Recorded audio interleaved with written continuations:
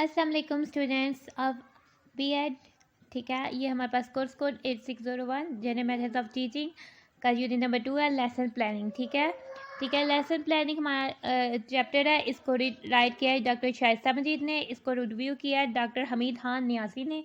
ठीक है, तो ये कोर्स आपके पास है। इस यूनिट में जो कंटेंट्स आपने पढ़ने हैं वो ये है। ठीक है, इस यूनिट के कंटेंट्स हैं। आप पहले इस यूनिट का इंट्रोडक्शन पढ़ेंगे, फिर इसके ऑब्जेक्टिव देखेंगे कि इस यूनिट को पढ़ने के बाद आप इस काबिल हो जाएंगे कि ये चीज़ें जान सकते हैं। ठीक है, इस यूनिट के जो टॉपिक्स हैं वो ये है कि नीड ऑफ लेसन प्लानिंग क्यों ज़रूरी है, अप्रोचेज टू लेसन प्लानिंग को किस तरह से अप्रोच किया जा सकता है, किस तरह से उसको किया जा सकता है।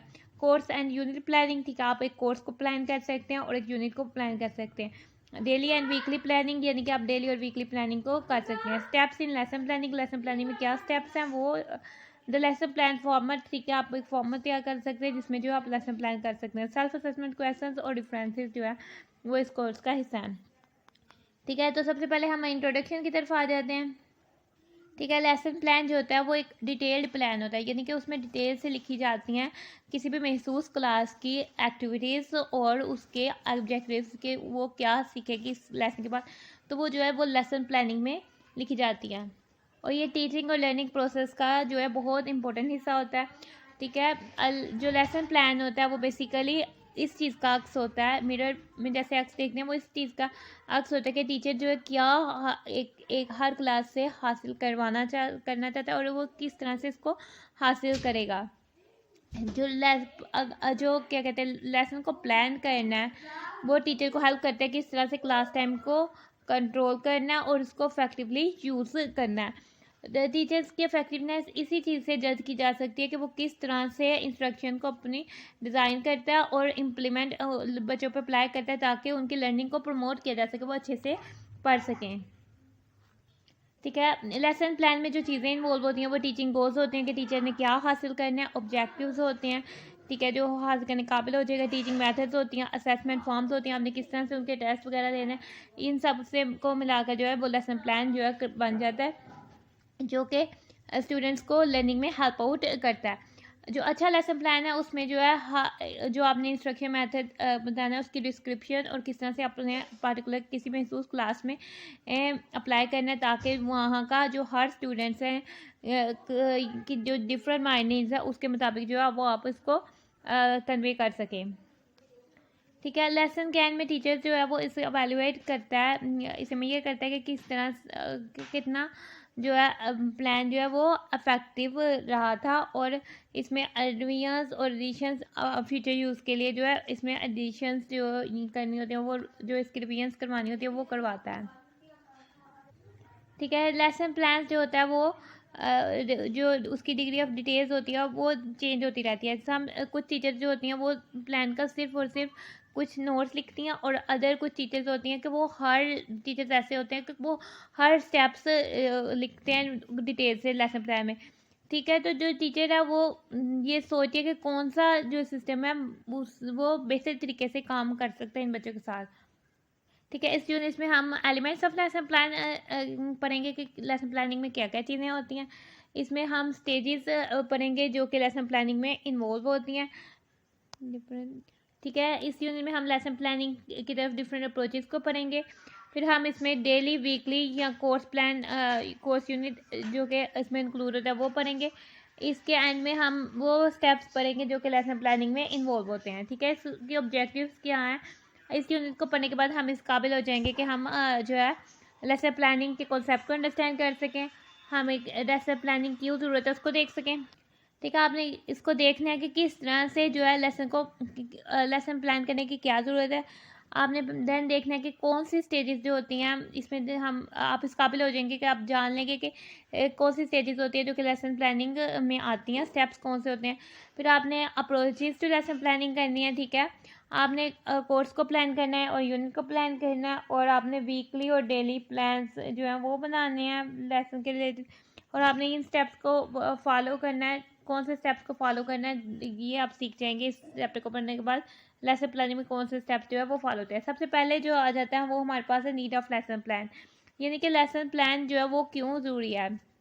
ठीक है, अब कोई भी चीज़ होती है, ठीक है, उसका रोड मैप वो होता है कि यानी कि अब एक रोड है, उसका रोड मैप होगा, उसका नक्शा, मैप नक्शे को कहते हैं, ठीक है। नो रोड मैप वो किस नक्शे पर जाएगी। तो लेसन प्लान बेसिकली हमारी जो टीचर ने क्लासरूम में जाकर इंस्ट्रक्शन देनी है उसका रोड मैप है, उसका नक्शा है, जो आपने इंस्ट्रक्शन देनी है ना उसका नक्शा है, ठीक है। इसमें जो है ये लेसन प्लानिंग में ये बताया जाता है कि क्या आपने जो है टीच करना है, क्या आपने सिखाना है, और इसको किस तरह से आप अपने क्लास टाइम पे जो है अफेक्टिवली कवर कर सकते हैं।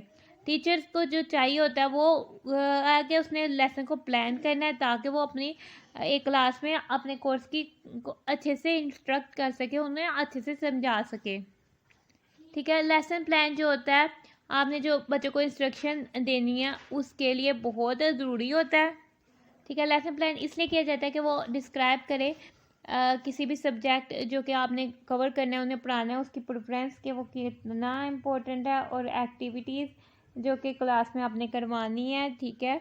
और आप करें कि स्टूडेंट्स की प्रोग्रेस के वो किस तरह से अबाउट यानी लेसन के से रिलेटेड उस स्टूडेंट की प्रोग्रेस जो आप स्टूडेंट को पढ़ा रहे हैं क्या होगी,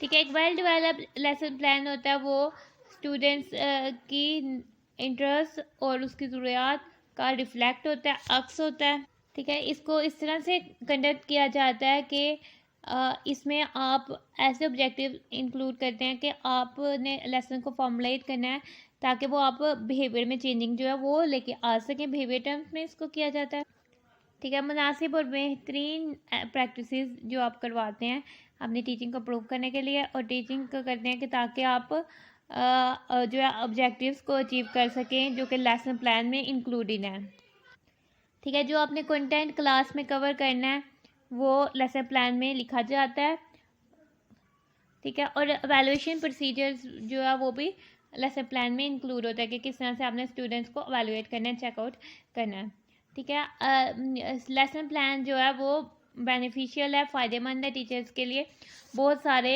तरीक़ों से, सच एज ये हमारे पास कुछ बताए गए हैं कि इन तरीक़ों से जो है इन वजह से जो है लेसन प्लान जो है बहुत फ़ायदेमंद है, ठीक है। ये टीचर को भी हेल्प करता है और वेल एज स्टूडेंट को भी हेल्प करता है कि वो अपने गोल्स, अपने मकसद और अपने मंजिल तक पहुँचें और साथ अपने ऑब्जेक्टिव लर्निंग आउटकम से जो है वो हासिल कर लें, वो लेसन प्लान के थ्रू ईजीली पॉसिबल हो जाता है। ये इस चीज़ में मदद देता है कि हमने किस तरह से प्रॉब्लम यानी मसाइल से दूर होना है और किस तरह से इनसे बचना है। ये हमें हर रोज़ाना की परफॉर्मेंस का जो है मुनासिब या रियलिटी से चेकआउट देती है। ये लेसन प्लानिंग से जो है स्टूडेंट्स की हैबिट्स, जो उसके आदत है और जो उसका एटीट्यूड रवैया उससे इम्प्रूव किया जा सकता है। ये जो है हमारी टीचिंग स्किल्स को इम्प्रूव कर सकती है, ये हमारी टीचिंग को जो है बहुत आसान और मामूली सा बना लेती है। इससे जो है हम जो है टीचर जो होता है टीचिंग के टाइम भी जो है ऑर्गेनाइज रहता है, उसे पता है कि अब इसने क्या करवाना है, ठीक है। लेसन प्लान्स में ये चीज़ें भी इंक्लूड करनी है कि आपने कब जो है इंटरेस्टिंग फैक्ट्स इंक्लूड करने हैं जो कि स्टूडेंट्स के अटेंशन को अट्रैक्ट करने के लिए आपने इंक्लूड करने हैं, ठीक है। ये टीचर को इस काबिल बनाता है, लेसन प्लानिंग से टीचर इस काबिल हो जाता है कि वो अपने स्टूडेंट्स को ऐसी चीज़ें देता है जो कि वो अपनी सलाहियतों को इम्प्रूव करने के लिए इस्तेमाल करता है। अच्छा, आगे से हमारे पास 1.1 टॉपिक है प्रोसेस ऑफ लेसन प्लानिंग, ठीक है। लेसन प्लानिंग का जो क्या प्रोसेस है या क्या तरीक़ेकार है, ठीक है। सबसे पहले तो टीचर्स को जो है वो आइडेंटिफाई करना है, देखना है कि एक क्लास के लिए जो उसके लर्निंग ऑब्जेक्टिव्स हैं वो क्या होंगे, यानी कि स्टूडेंट्स इस क्लास में जो वो कोर्स पढ़ाएगा उसके क्या क्या आउटकम्स आएंगे। देन उसे जो है मुनासिब लर्निंग एक्टिविटीज़ को डिज़ाइन करना है कि ये एक्टिविटीज़ उसने करवानी है, और फिर ऐसी हिकमत अमली को अपनाना है जो कि स्टूडेंट्स की लर्निंग पे कि किस तरह से जो है फीडबैक लेना है कि स्टूडेंट्स ने क्या सीखा है, ठीक है। जो एक कामयाब लेसन प्लान होता है वो एड्रेसेस वो ये करता है और इंटीग्रेट्स करता है, यानी आपस में ज्वाइन करता है इन 3 कंपोनेंट्स को। फर्स्ट आपके पास आ जाता है कि ऑब्जेक्टिव्स क्या होंगे स्टूडेंट्स लर्निंग के, और फिर आ जाता है सेकंड टीचिंग लर्निंग एक्टिविटीज़ आ जाती हैं, फिर आपके पास क्या एक्टिविटीज़ आपने करवानी है, क्या ऑब्जेक्टिव्स होंगे, और थर्ड आपके पास आ जाता है स्ट्रेटजीज आ जाती है जिससे आपने स्टूडेंट्स की अंडरस्टैंडिंग को चेकआउट करना है। ठीक है, जो ऑब्जेक्टिव्स या जो आउटकम्स आपने स्पेसिफाई करने लिखने हैं जो कि स्टूडेंट्स लर्निंग के लिए होते हैं, आपने वो हेल्प करते हैं कि किस तरह की टीचिंग्स आपने करवानी, कि टीचिंग और लर्निंग एक्टिविटीज़ जो है क्लास में यूज़ की करवानी है। ठीक है, इसको स्पेसिफाई करते हैं। ठीक है, ये जो एक्टिविटीज़ हो जाती हैं ये हमारे पास लर्निंग ऑब्जेक्टिव्स होते हैं जो हम लर्न करके सीखते हैं, उसके अचीवमेंट को डिफ़ाइन करते हैं कि जो हम लर्न करके सीखेंगे उससे फिर हम क्या हासिल करेंगे। तो जो फ्लोइंग फिगर है जो नीचे फिगर दी गई है वो आउटलाइन करती है लेसन प्लानिंग को। ठीक है, ये फिगर आपके पास दी हुई है, ये आपके लेसन प्लानिंग को आउटलाइन करती है, यानी आपको बताती है कि आपने इस लिहाज से अपने लेसन को प्लान करना है। ठीक है, फर्स्ट है कि what do I want student to learn, मैं क्या चाहता हूँ कि मेरे जो तालिब इल्म है वो सीखें। फिर आगे आ जाता है when teaching and learning activities और विल आई यूज, ये ऑब्जेक्टिव्स हो जाएंगे, ये टीचिंग लर्निंग एक्टिविटीज़ हो जाएंगी। How will I check understanding, ये आपकी वैल्यूएशन हो जाएगी कि आप किस तरह से चेक करेंगे कि स्टूडेंट ने इसको अंडरस्टैंड कर लिया। पहले आपने लर्निंग लेसन को देखना है, फिर उसके लर्निंग आउटकम्स बनाने के, आपने इस पर को पढ़ाने के बाद स्टूडेंट को इस काबिल कर देना है, और फिर आपने क्या एक्टिविटीज़ इन्वॉल्व करनी है और किस तरह से आपने जानना है कि जो स्टूडेंट्स ने अंडरस्टैंड किया कि नहीं। ठीक है, वो ये लेसन प्लानिंग का हिस्सा है। ठीक है, जो डिटेल्ड लेसन प्लानिंग है जो डिटेल्ड तरीके से कहनी है वो जोर देती है इन स्टेजेस पर। ठीक है, फर्स्ट आ जाता है प्री प्लानिंग स्टेजेस, यानी कि प्री प्लानिंग स्टेज ऐसी स्टेज होती है कि अभी आपने प्लान नहीं किया हो, प्लान करने से पहले की जो स्टेज है वो है प्री प्लान स्टेज। इससे पहले कि टीचर जो है अपने लेसन को प्लान करे किसी खास क्लास के लिए, तो सेंटर ऑफ एक्सलेंस ने 1999 में रिकमेंड किया था कि आंसर्स दिए थे इन क्वेश्चंस के जो कि टीचर को हेल्प करता है कि वो अफेक्टिव प्लानिंग को किस तरह से लेकर चले। फर्स्ट आ जाता है what are my objectives for this class, मेरे इस क्लास के लिए जो है मेरे क्या ऑब्जेक्टिव्स जो हैं वो होंगे। ठीक है, यानी कि जो ये क्लास है उसको क्या ऑब्जेक्टिव्स होंगे, क्या जो है ये क्लास सीख लेगी। ऑब्जेक्टिव्स जो होते हैं कि ये क्या चीज़ सीख लेगी, वो ऐसे स्टेटमेंट्स होती हैं वो बताती हैं कि टीचर क्या चाहते हैं कि स्टूडेंट्स क्या सीखे। जो जो ऑब्जेक्टिव होते हैं वो अक्सर जो होते हैं वो सेम ही होते हैं या फिर उसके करीब होते हैं जो कि मकसद कोर्स प्लानिंग में बनाए जाते हैं। ठीक है, तो लेसन प्लानिंग के भी जो गोल्स होते हैं वो पूरे कोर्स प्लानिंग के मकसद और आउटकम्स से थोड़े थोड़े सेम होते हैं, रिलेट करते हैं। ठीक है, कुछ जो है स्पेसिफिक जो किसी महसूस क्लास के लिए कुछ स्पेसिफिक चीज़ें हैं, महसूस चीज़ें वो ये हैं। सबसे पहले आ जाता है कि what are the objectives for this class, इस क्लास के ऑब्जेक्टिव्स क्या हैं, इस क्लास में क्या सीखना है। ऑब्जेक्टिव्स क्या होते हैं, सबसे पहले वो स्पेसिफिक एक महसूस गोल्स स्टेटमेंट्स होती हैं जो कि बिहेवियर टर्म्स में लिखी जाती हैं। ठीक है, यानी कि क्लास के ऑब्जेक्टिव्स की क्लास ने बिहेवियर किस तरह से उसके बिहेवियर को इम्प्रूव करना है। इसमें ये चीज़ें लिखी जाती हैं कि स्टूडेंट्स की क्या करने के काबिल हो जाएगा क्लास में या पेपर में, एग्जाम में, टेक्स्ट है, इन चीज़ों में। ठीक है, ऑब्जेक्टिव्स में ऐसी चीज़ें भी लिखी जाती हैं जिसके थ्रू जो है स्टूडेंट्स जो होते हैं वो मटेरियल को लर्न कर लेते हैं, यानी कि जो कंटेंट है उसको लर्न कर लेते हैं। ठीक है, सबसे पहले हमने क्वेश्चन अपने आप करना है कि why is this material important, ये मटेरियल जो है वो क्यों इम्पोर्टेंट है। ठीक है, टीचर्स ने जो सोचना है उसने कहना है कि कौन सी स्किल्स या नॉलेज है उसकी क्या खासियत है जो कि वो स्टूडेंट को सिखाने लगा है। एक महसूस क्लास में क्या चीज़ जो है वो कवर की जानी चाहिए। ठीक है, स्टेटमेंट ऑफ रैशनल यानी लॉजिकल रीजनिंग, दलील जो दलील होती है वो टीचर को एक हेल्प करती है कि वो डिसाइड कर सके, सोच सके क्या कंटेंट है जो पढ़ाना चाहिए या फिर। ठीक है, जो कोर्स में गोल्स और ऑब्जेक्टिव्स लिखे हुए हैं यानी मकसद और उसके लर्निंग आउटकम जो लिखे हुए हैं उनको पूरा करने के लिए स्टूडेंट्स को क्या चीज़ें जो है वो जानना ज़रूरी है, क्या चीज़ें जो है उनके लिए बहुत काबिल हैं ताकि वो उसे समझ सकें।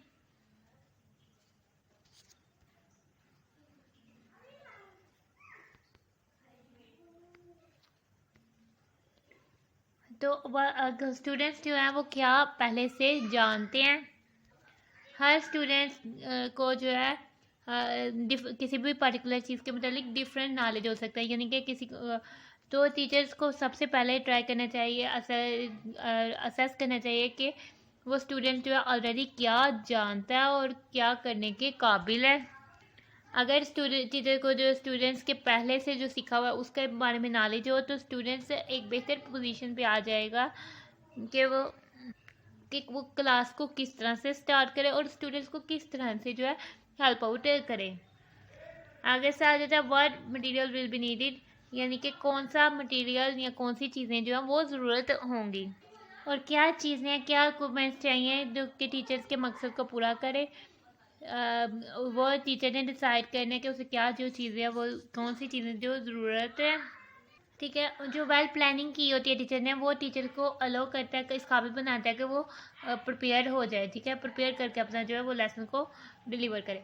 आगे से हमारे पास 1.2 टॉपिक आ जाता है। ठीक है, हमने प्रोसेस ऑफ लेसन प्लानिंग को देखा है। अब हम आ जाते हैं डिज़ाइनिंग लेसन प्लान पे। ठीक है, उसमें हमने प्री प्लानिंग देखी है।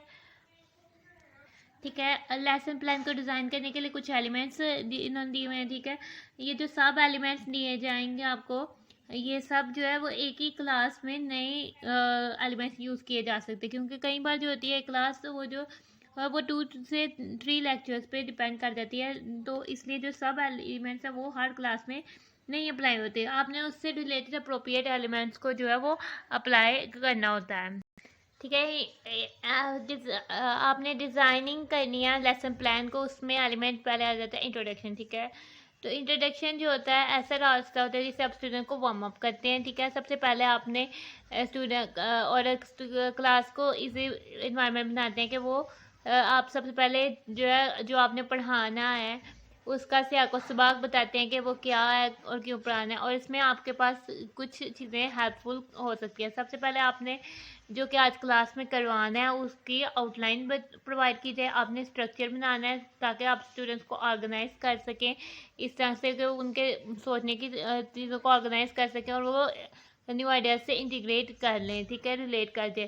तो आपने ये करना है। सेकंड में आपने क्या करना है, फिर आपने जो पिछला लेसन है, फिर इसके बाद आपने क्या करना है, जो पिछला लेसन है उसे समराइज़ करके थोड़ा बहुत बताना है, ताकि जो इस लेसन से रिलेटेड जो उनका प्रीवियस नॉलेज जो यूज़ होना है वो उससे आ जाए, और ताकि वो स्टूडेंट्स जो है उनके वो उस आइडिया से जो न्यू लेसन आप डिलीवर करेंगे उससे रिलेट कर लें। फिर आपने उनके सामने इशू रखना है कि जो टॉपिक से रिलेट हो। ठीक है, तो अपने स्टूडेंट्स को कहना है कि वो क्वेश्चन जनरेट करें। ठीक है, फिर आपने जो उन्होंने जनरेटेड क्वेश्चंस है आपने उनको रिलेट करना है अपने लेसन से, और उनको एक ऐसी तस्वीर दिखानी है जो कि उनके एक्सपीरियंसेस में इजाफा करें, जो कि जिससे वो फैमिलियर भी हों और इस काबिल भी हो जाए कि वो अपने टॉपिक को अपनी लाइफ यानी अपनी ज़िंदगी में अप्लाई कर सकें। ये आपको शो ऑफ करता है कि जो आप टीच कर रहे हैं वो कितना मुनासिब है और वो आपकी कितनी जो है टेंशन को ड्रा करता है। ठीक है, आगे से आ जाता है डेवलपमेंट। ठीक है, डेवलपमेंट जो होती है ये भी बहुत इम्पोर्टेंट पार्ट है टीचिंग का। ठीक है, यहाँ इंस्ट्रक्शन मेथड भी कहा जाता है टीचिंग को। ठीक है, जो डेवलपमेंट है वो इम्पोर्टेंट पार्ट है। इसमें आ जाते हैं आपके लेक्चर्स, आपकी डिस्कशंस जो स्टूडेंट्स के साथ होती है, लैब्स एक्टिविटीज़ होती है, और कोलैबोरेटिव लर्निंग यानी कोऑपरेटिव लर्निंग जो होती है वो सब जो डेवलपमेंट प्रोसेस में आ जाती हैं। ठीक है, इसमें आपने सबसे पहले ये करना है कि आपने कोशिश ये करनी है कि अपने स्टूडेंट्स को किसी ना किसी लर्निंग प्रोसेस में एंगेज रखना है। ठीक है, आप जो एक्टिवली जो स्टूडेंट्स इन्वॉल्व हों, ये जो है एक रास्ता है कि आप इससे स्टूडेंट्स को एंगेज रखते हैं, यानी कि स्टूडेंट्स से भी की भी सुने।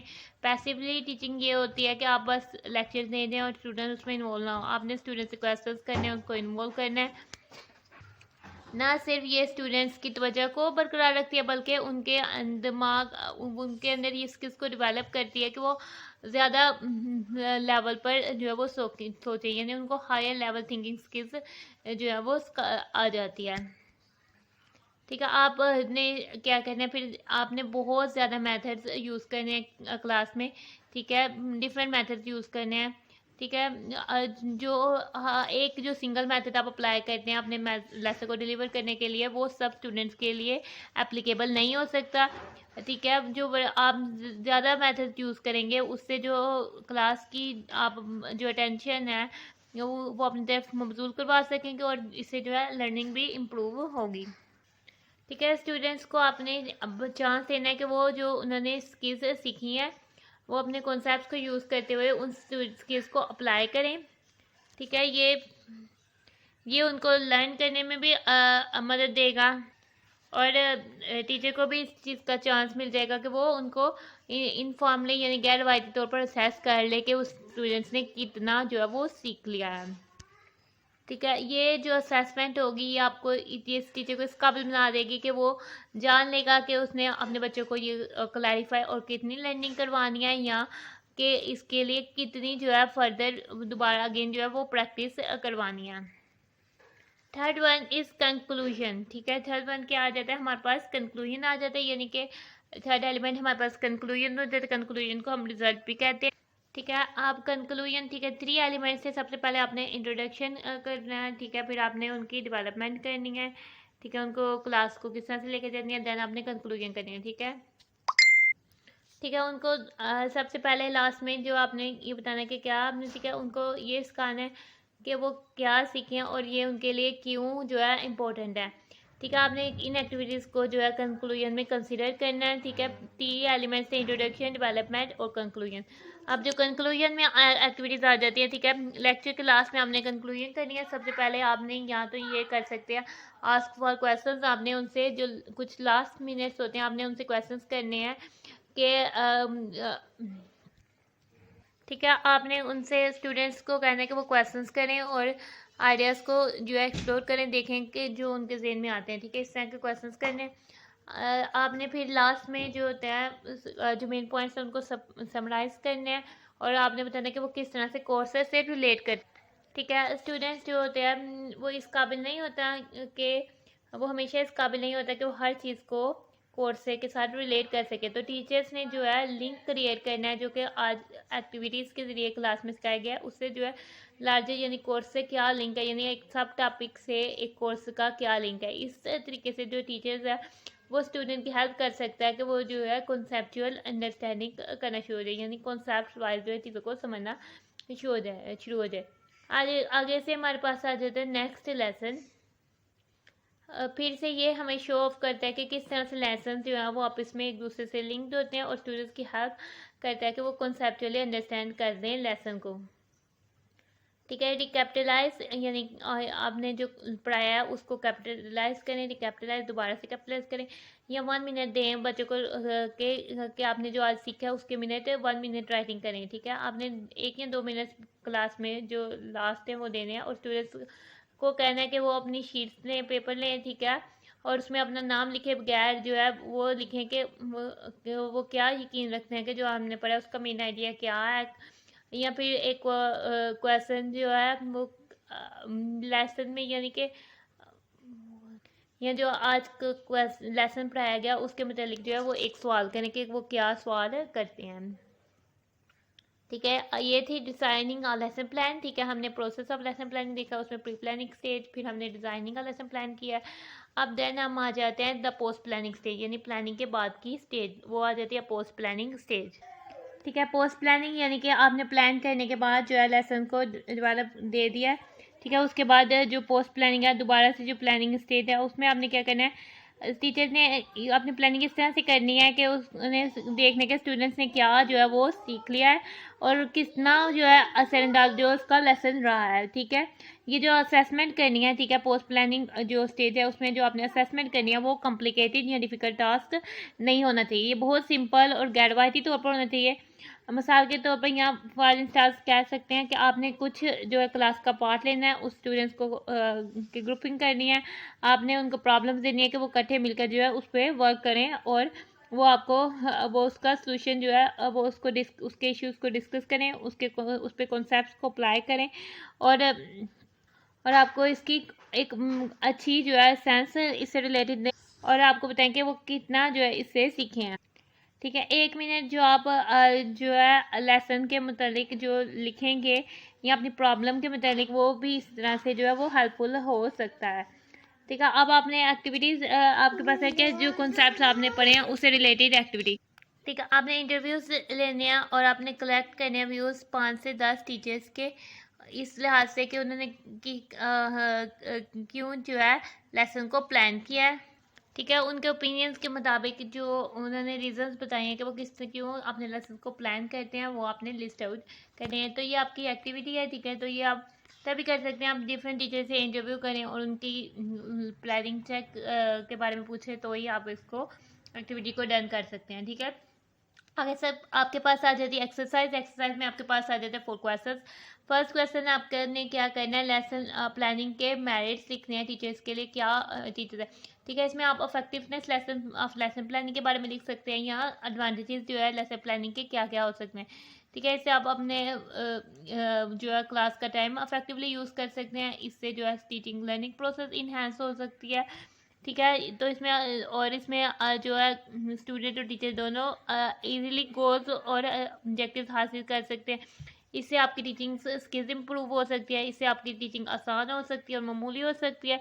इससे आप जो है ये टीचिंग को ऑर्गेनाइज कर सकते हैं। ठीक है, और इससे जो होता है आप लेसन प्लानिंग में इंटरेस्टिंग फैक्ट इंक्लूड कर सकते हैं जो कि स्टूडेंट्स को अट्रैक्ट करते हैं, और इसके ज़रिए जो स्टूडेंट्स जो है को जो टीचर है वो एबिलिटीज़ जो है वो फ्राहम करता है। ठीक है, आगे से क्वेश्चन नंबर 2 है, why teachers need to go through a pre planning stage, कि एक टीचर को प्री प्लानिंग स्टेज से क्यों गो थ्रू होना चाहिए। इसलिए गो थ्रू होना चाहिए क्योंकि अगर वो उसने प्री प्लान किया होगा वो अपने टाइम को अच्छे से मैनेज कर लेगा, अपने टीचिंग लोड को कम कर देगा।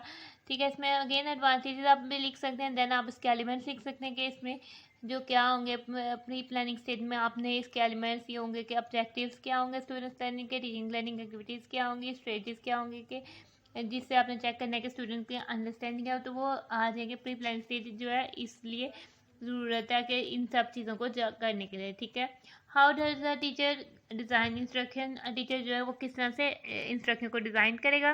ठीक है, इसमें डिज़ाइनिंग का लेसन प्लान वाला आ जाएगा, आपने 3 एलिमेंट्स लिखने उसके, जैसे इंट्रोडक्शन, डेवलपमेंट और देन कंक्लूजन। ठीक है, कंक्लूजन में भी आपके पास आगे से आ जाते हैं, हमने क्वेश्चन आस्क करने हैं किस तरह से करना है। ठीक है, आपने इंट्रोडक्शन पहले वार्म अप स्टूडेंट को करना है, फिर आपने अपने लेसन को डिलीवर करना है, शुरू करना है, स्टूडेंट्स को एक्टिविटीज़ में एंगेज रखना है, लर्निंग प्रोसेस में एंगेज रखना है। देन आपने कंक्लूजन निकालनी है कि उन्होंने क्या जो है वो सीखा है। How can teacher assess the effectiveness of the taught lesson by him और हर, वो किस तरह से चेक करेगा कि उसने जो लेसन टॉट की टीच किया वो कितना इफेक्टिव है। ठीक है, उसके लिए आ जाती है पोस्ट प्लानिंग स्टेज। ठीक है, उसका आपने इधर लिखना है। ठीक है, उसके लिए आपने स्टूडेंट्स को असेस करना है, उनकी ग्रुपिंग करनी है, कि उनको प्रॉब्लम देनी है कि वो उससे में डिस्कस को इश्यूज़ को डिस्कस करें और अपने कॉन्सेप्ट अप्लाई करें और आपको एक अच्छी सेंस में जो है इसका आंसर प्रोवाइड करें। ठीक है, तो ये उसकी असेसमेंट होगी, ये इंफॉर्मल होनी चाहिए और ये ज़्यादा डिफिकल्ट असेसमेंट नहीं होनी चाहिए और ये टॉपिक से रिलेटेड होनी चाहिए। ठीक है, इसके बाद हमारे पास आ जाता है यूनिट का सेकंड टॉपिक हमारा स्टार्ट हो जाता है। ठीक है, अप्रोचेस टू लेसन प्लानिंग। ठीक है, लेसन प्लानिंग में क्या अप्रोचेज होंगी, यानी किन तरीक़ों से हम जो लेसन प्लानिंग को अप्रोच कर सकते हैं। ठीक है, लेसन प्लानिंग के अप्रोचेज यानी कि स्टाइल्स, जिन स्टाइल से आपने लेसन प्लान को प्लान करना है वो उसके अप्रोचेज में आ जाएगा। ठीक है, जो है बहुत डिफरेंट स्टाइल्स होते हैं लेसन प्लानिंग के, जो सबसे कॉमन स्टाइल्स होता है लेसन प्लानिंग के, उसके जो डिफरेंट स्टाइल से आप जो है लेसन को प्लान कर सकते हैं। जो कॉमनली यानी नॉर्मली यूज़ होता है लेसन प्लानिंग का स्टाइल, उसके जो बेसिक स्टेप्स हैं वो ये हैं। ठीक है, या आपने सबसे पहले जो है लेसन को प्लान करने के लिए 3 to 5 उसके लेसन ऑब्जेक्टिव्स बना लिखने हैं कि इसके लेसन के बाद जो है स्टूडेंट्स इस काबिल हो जाएंगे, तो 3 to 5 आपने वो लिखना है। सेकंड में आपने फिर देखना है कि आपने क्या जो कंटेंट वो बच्चों को डिलीवर करना है। फिर आपने एक्टिविटीज़ लिखनी है, जैसे कि lecture, group work, problem solving etcetera, इस तरह की एक्टिविटीज़ जो है वो नोट डाउन करें। फिर आपने रिसोर्सेज और मटीरियल्स क्या जो टेक्नोलॉजी के साथ साथ रिसोर्सेज क्या जो है वो चाहिए होंगे वो लिखने हैं। फिर आपने टाइमिंग लिखनी है कि कितनी टाइमिंग में क्या करवाना है। फिर out of the class work assessment, यानी क्लास से अलावा क्या वर्क और असेसमेंट जो है वो आपने करवानी है। तो ये बेसिक एलिमेंट्स हैं जो बहुत कॉमनली यूज्ड अप्रोच होती है लेसन प्लानिंग के लिए, या जो स्टाइल होता है। ठीक है, ठीक है, अब लेसन प्लानिंग मॉडल्स देख लेते हैं। जो लेसन जो most popular lesson planning models हैं, ठीक है, वो ये हैं जो कि बेसिकली यूज़ होते हैं। ठीक है, गैगनेस फ्रेमवर्क फॉर इंस्ट्रक्शनल डेवलपमेंट। ठीक है, ये मॉडल नंबर फिर आपके पास सेकंड है hunters 7 step of lesson planning. इसमें हंटर्स के 7 स्टेप्स होंगे कि लेसन प्लानिंग के क्या 7 स्टेप्स है, और the 5 is lesson planning model. ठीक है, ये जो है 3 जो है वो लेसन प्लानिंग मॉडल आ जाते हैं आपके पास। ठीक है, गैगनेस सबसे पहले हम देखते हैं लेसन प्लानिंग के model. Gagne's framework for instructional development, जो इंस्ट्रक्शनल डेवलपमेंट के लिए गैगनेस ने फ्रेमवर्क दिया था उसको। ठीक है, इसमें जो है गैगनेस ने जो है 9 स्टेप्स दिए थे लेसन प्लानिंग के लिए जो कि यूज़ किए जाते हैं। ठीक है, ये बहुत मशहूर एजुकेशनल साइकोलॉजिस्ट था डोबर गैगनेस। इसने 9 जो है इंस्ट्रक्शनल इवेंट्स दिए थे जो कि हमारी लर्निंग को सपोर्ट करते हैं और जो कि लेसन प्लानिंग में यूज़ की जाती हैं। ठीक है, जो टीचर्स ने इंस्ट्रक्शनल डेवलपमेंट या फ्रेमवर्क बनाना है इंस्ट्रक्शनल डेवलपमेंट के लिए, उसमें जो ये पॉइंट्स यूज़ किए जाते हैं।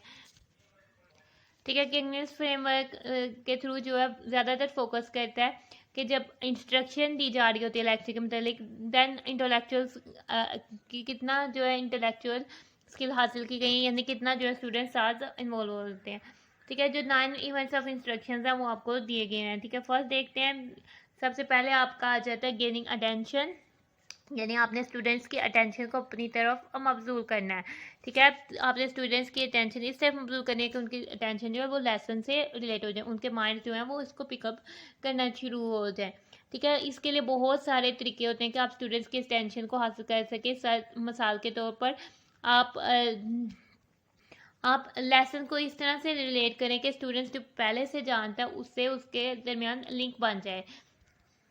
और आपने इस तरह से स्टार्ट लेना है कि जो स्टूडेंट्स डेली एक्सपीरियंसेस देख फील करता है जो कि लेसन से रिलेट करते हैं। ठीक है, आपने उधर से स्टार्ट करना है कि स्टूडेंट यानी कि लेसन से रिलेटेड उसके जो डेली एक्सपीरियंसेस होते हैं उससे जो आपने इसको रिलेट करना है।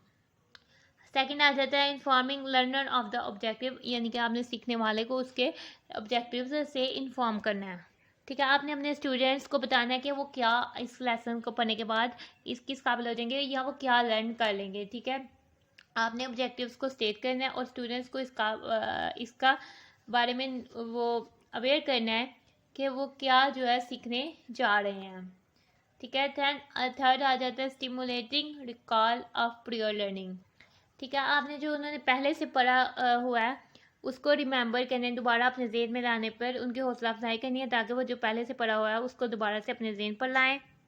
ठीक है, अगर आपने जो अपने लेसन से रिलेटेड उनके प्राइवेट नॉलेज का लिंक बनाना है तो अपने टीचर एज अ टीचर ऐसे क्वेश्चंस करने हैं कि जिससे जो उनका पहले से नॉलेज है वो जो है रिमेंबर हो जाए और वो उसे रिकॉल कर लें।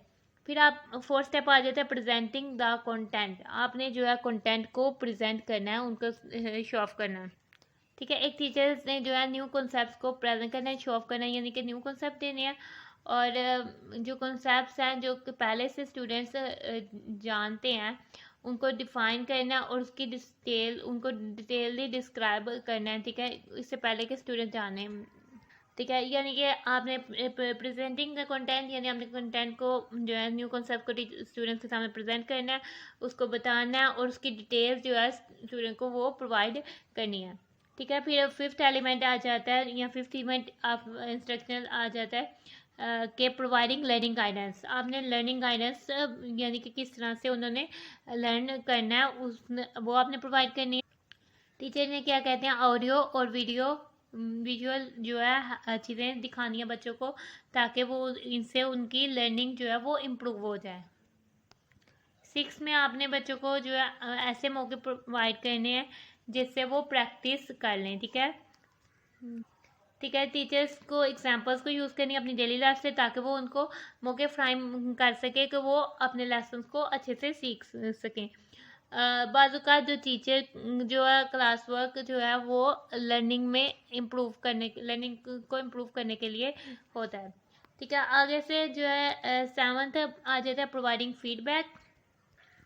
ठीक है, प्रोवाइडिंग फीडबैक यानी जो स्टूडेंट्स को आपने काम दिया या उनसे करवाया उनसे फीडबैक लेना है ताकि आप इसे इम्प्रूव कर सकें। ठीक है, जो आपने स्टूडेंट को काम असाइन किया वो स्टूडेंट्स ने किया, आपने उसको एज अ टीचर चेक करना है, देन आपने कमेंट्स करना है यानी कि स्टूडेंट्स से कहना है कि आप इस काम को बेहतर करें या करेक्ट करें। ठीक है, एट्थ एलिमेंट इसका ये आ जाता है असेसिंग परफॉर्मेंस, यानी कि एग्जाम टेस्ट या पेपर्स के जरिए से आप स्टूडेंट को असेस कर सकते हैं कि वो कितना जाने हैं। ठीक है, जो एवेलुएशन मेथड्स हैं जिससे आपने स्टूडेंट को चेक करना है वो इस्तेमाल किए जाएंगे ताकि आप स्टूडेंट्स की परफॉर्मेंस को चेक कर सकें कि उन्होंने किन कॉन्सेप्ट्स को सीखा है। ठीक है, जो आपने स्टूडेंट्स को असेस करने के स्टूडेंट ने क्या सीखा है वो आपने डेली मंथली टेस्ट और एग्जामिनेशन वगैरह से जो है वो टेस्ट करना है, यानी आपने डेली मंथली उनके टेस्ट लेने और एग्जामिनेशन लेने हैं, देन आपने स्टूडेंट्स को असेस करना है। नाइन्थ एलिमेंट आ जाता है आपने अपनी रिटेंशन यानी अपने ट्रांसफ़र को इन्हांस करना है, अपने नॉलेज को ट्रांसफ़र को इन्हांस करना है। ठीक है, टीचर्स ने अपनी एक्टिविटीज़ को इस तरह से ऑर्गेनाइज करनी है कि जो उनके स्टूडेंट्स हैं जो स्किल्ड हैं वो उसे याद कर लें, रिमेंबर कर लें, और जो उन्होंने कॉन्सेप्ट लर्न करे हैं उनको बरकरार रख सकें। ठीक है, जो बिहेवियर स्टूडेंट ने लर्न किया वो तब कंफर्म होगा जब वो इस बिहेवियर को अप्लाई करेगा या इस नॉलेज को अप्लाई करेगा डिफरेंट सिचुएशंस में, ताकि वो अपनी डिफरेंट प्रॉब्लम्स को जो है वो सॉल्व कर सके या फिर इसको दूसरे सिनेरियोज के लिहाज से वो जो है ट्रांसफ़र कर सके, चेंज कर सके। ठीक है, यहाँ बरकरार रखे एनहेंसिंग यानी कि इम्प्रूव करता रहे जो इसने नॉलेज सीखा है, या फिर इसको ट्रांसफ़र कर ले, अपने नॉलेज को ट्रांसफ़र कर ले दूसरे सिनेरियोज से रिलेटेड। ठीक है, जो नेक्स्ट मॉडल हमने डिस्कस करना है वो Madeline hunters 7 steps lesson plan है। ठीक है, इसने हंटर ने डेवलप दिए थे 7 स्टेप्स मॉडल दिया था लेसन प्लानिंग के लिए। ठीक है, ये जो स्टेप्स हैं वो डायरेक्टली इंस्ट्रक्शन से और बिहेवियर चेंज प्रैक्टिसेस से जो है रिलेट करते हैं, यानी कि आपने किस तरह से इंस्ट्रक्शन देनी है या आपने बिहेवियर चेंज प्रैक्टिसेस किस तरह से करवानी है। तो ये 7 स्टेप्स ही हैं। ठीक है, फर्स्ट स्टेप में आपने स्टूडेंट्स को रेडी करने के वो लर्न करें। ठीक है, तो रिव्यू आपने उनका प्रियर नॉलेज चेक करना है और चेक करना है कि जो है स्टूडेंट्स रेडी हैं कि वो न्यू कॉन्सेप्ट्स को लर्न कर सकें। ठीक है, आगे से प्रोटेक्टिव सेट, यानी कि आपने उनके अटेंशन फोकस करनी है कि वो नॉलेज या कॉन्सेप्ट जो आप दे रहे हैं उसको असेस करें। टीचर्स को क्या करना चाहिए, जो पिछला नॉलेज है उसे जो न्यू नॉलेज है या न्यू टॉपिक है उसे जो है वो कनेक्ट कर ले। ठीक है, तो ये प्रोटेक्टिव सेट हो जाएगा। आगे से हमारे पास आ जाता है स्टेटिंग द ऑब्जेक्टिव। आप जो स्टूडेंट टीचर ने जो है ऑब्जेक्टिव्स को स्टेट करना है, यानी मकसद जो है वो रखने हैं। ठीक है, मोस्ट ज़्यादातर जो ऑब्जेक्टिव्स हैं वो टीचर्स को स्टेट करने चाहिए। ठीक है, जो ऑब्जेक्टिव्स है वो कि क्या जो है हम किस काबिल हो जाएंगे। ठीक है, इस तरह से अपने स्टूडेंट को रेडी करना है। सेकंड स्टेप आ जाता है, यानी 7 स्टेप्स में से जो सेकंड स्टेप है वो इंस्ट्रक्शन है, यानी आपने किस तरह से मॉडलिंग करनी है, किस तरह से लेसन देना है, इनपुट किस तरह से देना है। टीचर ने अपने इंस्ट्रक्शंस को क्लास के सामने प्रेजेंट करना है। ठीक है, उसने अपने जहन में स्टूडेंट्स के इंटरेस्ट क्या, स्टूडेंट्स के टेस्ट है और क्या उनके अंदर सलाहियतें हैं उसको अपने माइंड पे रखते हुए डिफरेंट मोड्स जो हैं वो अप्लाई करने देने हैं। ठीक है, स्टूडेंट डेली लाइफ एक्सपीरियंसेस से जो डिफरेंट एग्जांपल्स हैं वो देनी है ताकि स्टूडेंट्स जो है न्यू कॉन्सेप्ट्स को पे उनकी ग्रिप जो है वो बन जाए। ठीक है, आपने थर्ड आ जाता है चेकिंग फॉर अंडरस्टैंडिंग। ठीक है, इंस्ट्रक्शन देने के बाद आपने अंडरस्टैंडिंग को चेक करना है स्टूडेंट की। ठीक है, इसमें भी आगे चेकिंग फॉर अंडरस्टैंडिंग में आपने चेक अंडरस्टैंडिंग करनी है, फिर गाइडेड प्रैक्टिस बनानी है, यानी आपने उनको फीडबैक या ग्रेडिंग करनी है। ठीक है, चेक अंडरस्टैंडिंग में आ जाता है स्टूडेंट्स जो होता है वो अपने स्टाइल के हिसाब से जो है चीज़ों को सीखता है।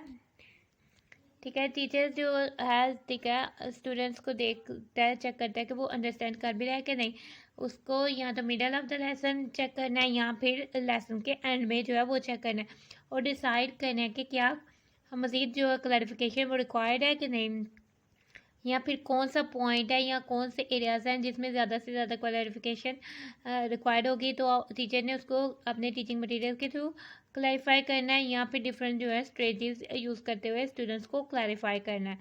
ठीक है, टीचर जो होता है क्लास इस मकसद के लिए जो क्लास असाइनमेंट्स भी यूज़ कर सकते हैं, क्लास के असाइनमेंट्स यानी कि उनको असाइनमेंट्स देकर भी उनके अंडरस्टैंडिंग को चेक कर सकता है। ठीक है, जो टीचर्स के स्टूडेंट्स के काम पर रिमार्क्स है वो बहुत ज़्यादा जो है वो ज़रूरी, ये जो है स्टूडेंट्स को उनकी प्रोग्रेस पर जो है वो फीडबैक देता है, उनकी लर्निंग, उन्होंने क्या सीखा, उनमें क्या वीकनेसेस हैं और कौन सी जगह है जिधर उनको इम्प्रूवमेंट रिक्वायर्ड है, इसके बारे में बताता है। आगे से फोर्थ स्टेप आ जाता है, ठीक है, हमारे पास आ जाता है कि ये कि इंडिपेंडेंट प्रैक्टिस, ठीक है। थ्री स्टेप्स इसमें आ जाते हैं, गेटिंग रेडी और इंस्ट्रक्शन में 2 स्टेप्स आ जाते हैं, चेकिंग फॉर अंडरस्टैंडिंग में 2 स्टेप आ जाते हैं।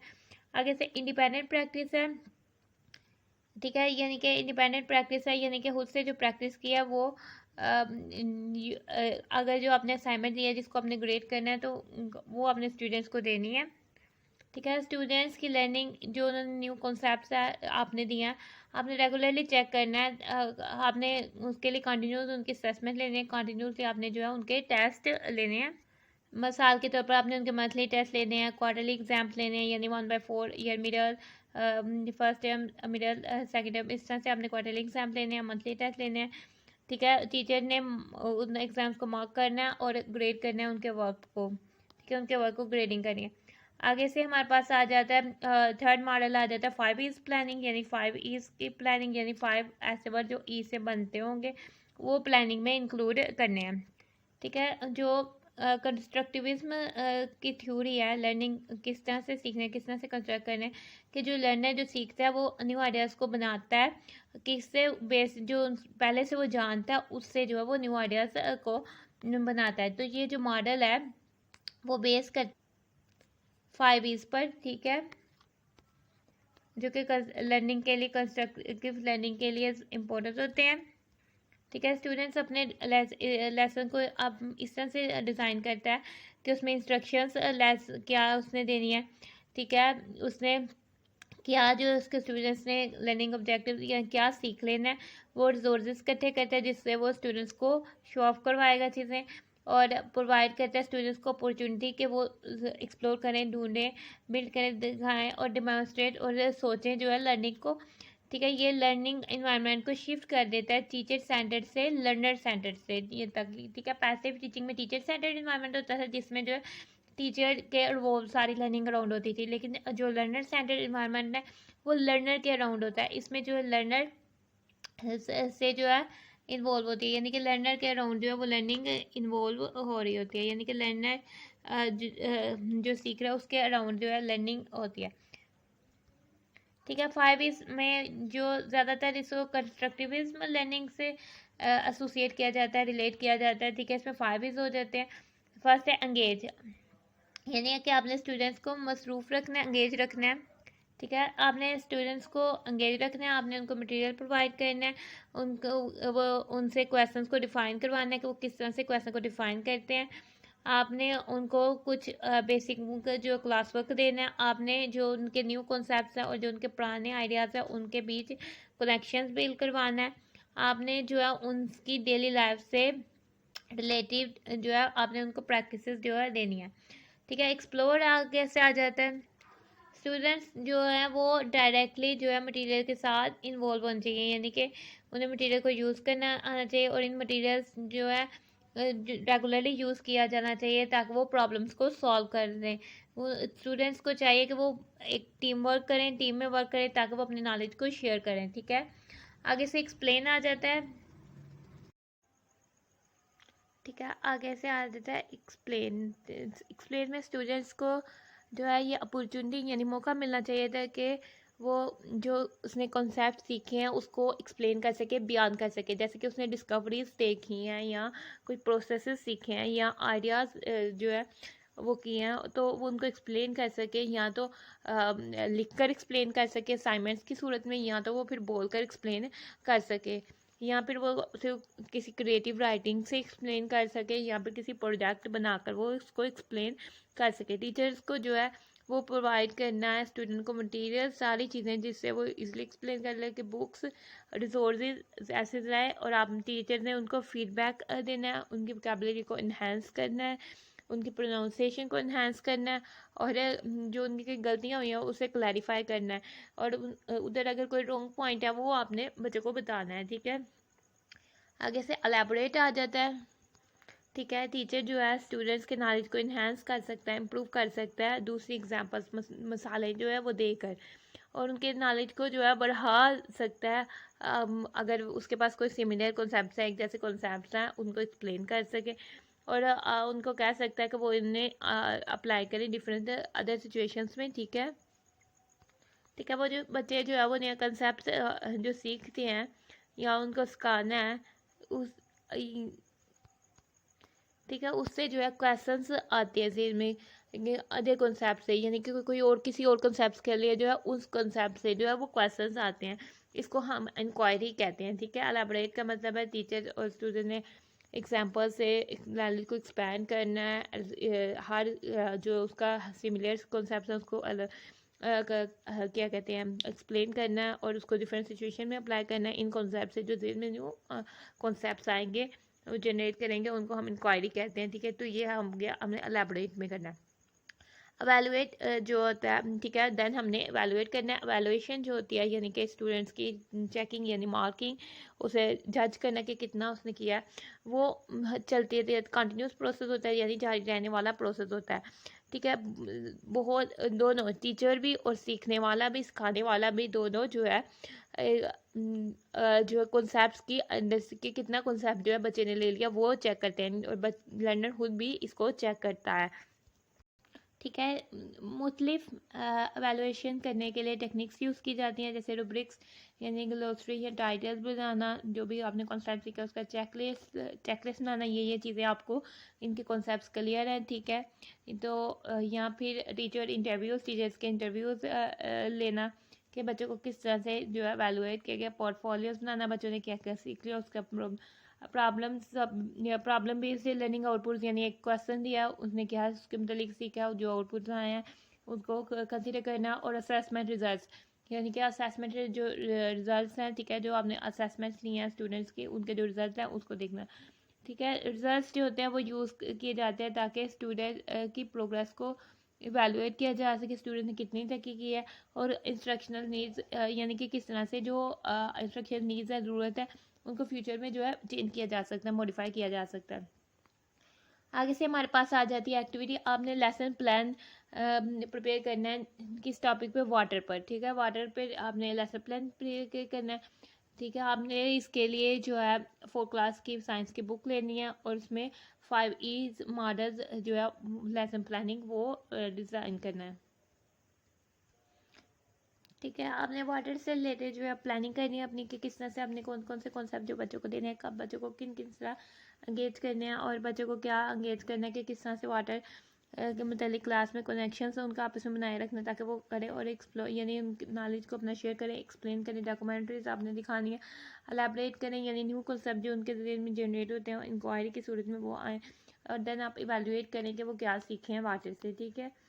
एक्सरसाइज, आपके पास एक्सरसाइज है what is Gagne's framework for instructional development. दिखा है इसका आंसर आपने गैगनेस फ्रेमवर्क जो गैगनेस ने 9 इवेंट्स इंट्रोड्यूस किए थे उसमें देना। ठीक है। Highlight the hunters 7 step of lesson planning, इसमें आपने हंटर्स के 7 स्टेप्स लिखने हैं जो लेसन प्लानिंग के लिए हंटर्स ने दिए थे।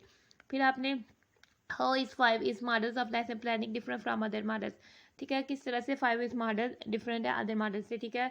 हंड्रेड से और गैगनेस से कंपैरिजन कर सकते हैं कि वो इस तरह से डिफरेंट है, और पहले 5 इसको एक्सप्लेन कर देंगे, देन आप उसके डिफरेंस को बता देंगे।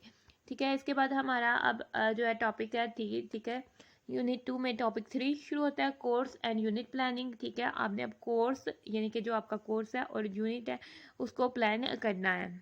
ठीक है। अब आपने स्टूडेंट्स की या लर्नर्स की नीड्स को देख लेना पहले से। ठीक है। एक दफ़ा देख लिया, देन आपने क्या करना है, अपने कोर्स की डिज़ाइनिंग और प्लानिंग करनी है।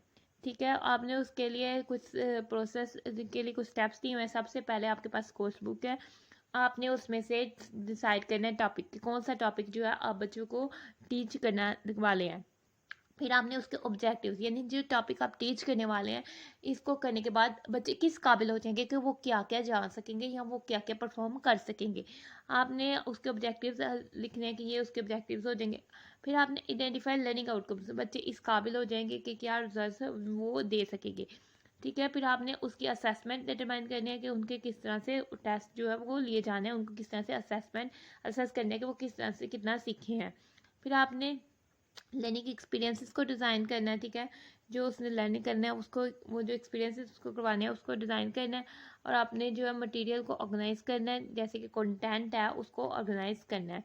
फिर आपने एवेलुएशन मैकेनिज्म, एवेलुएशन जो एक आपने एवेलुएशन मैकेनिज्म यानी एवेलुएशन यानी चेक करने के प्रोसेस को जो है वो एक्सप्लेन करना है, ठीक है, कि किस तरह से आपने एवेलुएशन के प्रोसेस को एक्सप्लेन करना है। देन आपने मार्केटिंग कोर्स या डिस्क्रिप्शन के बारे में इंफॉर्मेशन या उसकी डिस्क्रिप्शन जो है वो लिखनी है, ठीक है। अब इनमें भी हमारे पास आ जाता है अब डिसाइडिंग का टॉपिक, आपने किस तरह से टॉपिक को डिसाइड करना है। सबसे पहले आपने अपने स्टूडेंट से कंसल्ट करना है और उनसे पूछना है कि उनका फेवरेट टॉपिक क्या है, और आप यानी कि स्टूडेंट्स का इंटरेस्ट देखने कि वो किस चीज़ में इंटरेस्ट रखते हैं और क्या जो है उन्होंने पीछे पहले काम नहीं किया और क्यों उन्होंने वो काम जो है वो नहीं किया या कोई टॉपिक लर्न नहीं किया।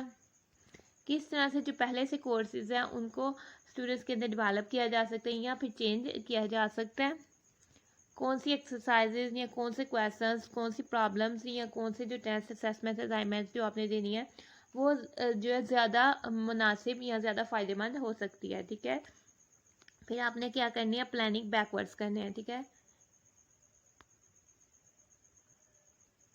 ठीक है। स्टीवन कोवे का कहना है, ठीक है, प्लानिंग बैकवर्ड्स यानी आपने सोचते हैं कि आप एंड पे पहुंच गए हैं और उससे पहले की सारी प्लानिंग करनी है, ठीक है। अब उसने कहा कि आपने स्टार्ट इधर से करना है कि आपका माइंड इधर पहुंचा है कि आप एंड पे पहुंच गए, कोर्स के एंड पे बच्चों ने क्या सीख लिया, तो देन आपने प्लान करना शुरू करना है। जब आपने जो प्लान करना है उसके लिए बेस्ट चीज़ ये है कि आप उसके एंड पे है, देन आपने स्टार्ट से जो है लेसन को प्लान करना है। आपने डिटरमाइन करना है, नोट डाउन यानी सोचना है कि क्या स्टूडेंट्स आप चाहते हैं कि जो स्टूडेंट्स जो है इस कोर्स से क्या सीखें, देन या क्या सीखा है इस कोर्स से, ठीक है। तो आपने उसके लिए क्या मटेरियल जो है ऑर्गेनाइज किया है, ठीक है, और फिर आपने क्या चीज़ें जो डिलीवर की हैं उसके रेंट तक पहुंचने के लिए ये चीज़ें आपने नोट डाउन कर रही हैं, तो देन आपने उसकी प्लानिंग करनी है नेक्स्ट कोर्स की या पीछे से कोर्स के एंड से जो है न्यू कोर्स की प्लानिंग करनी है। आगे से आ जाता है ओवरआर्चिंग गोल्स, ठीक है। बहुत ज़्यादा जो आपने मंजिलें तय कर लेनी है, गोल्स तय कर लेने हैं, ठीक है। जब बहुत ज़्यादा आप गोल्स तय कर लेंगे तो आपको जो है बहुत इम्पोर्टेंट अंडरस्टैंडिंग्स जो कि स्टूडेंट्स को एंटायर कोर्स के बाद उसके अंदर डेवलप हो जाएंगी, ठीक है, उसको जो है डिस्क्राइब कर सकेंगे। आप आस्क अपने आप से आस्क करना है, यानी आपने अपने आप से खुद पूछना है, ठीक है, जब मेरे स्टूडेंट्स जो मैं जिनको ये कोर्स पढ़ा रही हूँ कोर्स के एंड में जब वो मेरी क्लास को छोड़ेंगे यानी कि पूरी क्लास ख़त्म हो जाएगी, क्या चीज़ें जो है बहुत ज़रूरी हैं कि वो उसको समझ लें और मैं चाहती हूँ कि वो इसे ले लें, ठीक है, टेक अवे कर लें यानी ले लें। किधर ज़रूरत है कि स्टूडेंट्स को जो है किसी भी प्रोग्राम के मंज़र तक पहुँचने के लिए जो है क्या रोल है स्टूडेंट्स का, यानी कि जिससे वो प्रोग्राम के गोल्स तक पहुँच जाए, ठीक है। ताहम जो है आपने जो आपका मटेरियल है, कोर्स मटेरियल है, उसे आउटसाइड जो एग्जांपल्स देनी है ताकि वो गोल्स को अपने डिटरमाइन कर सकें।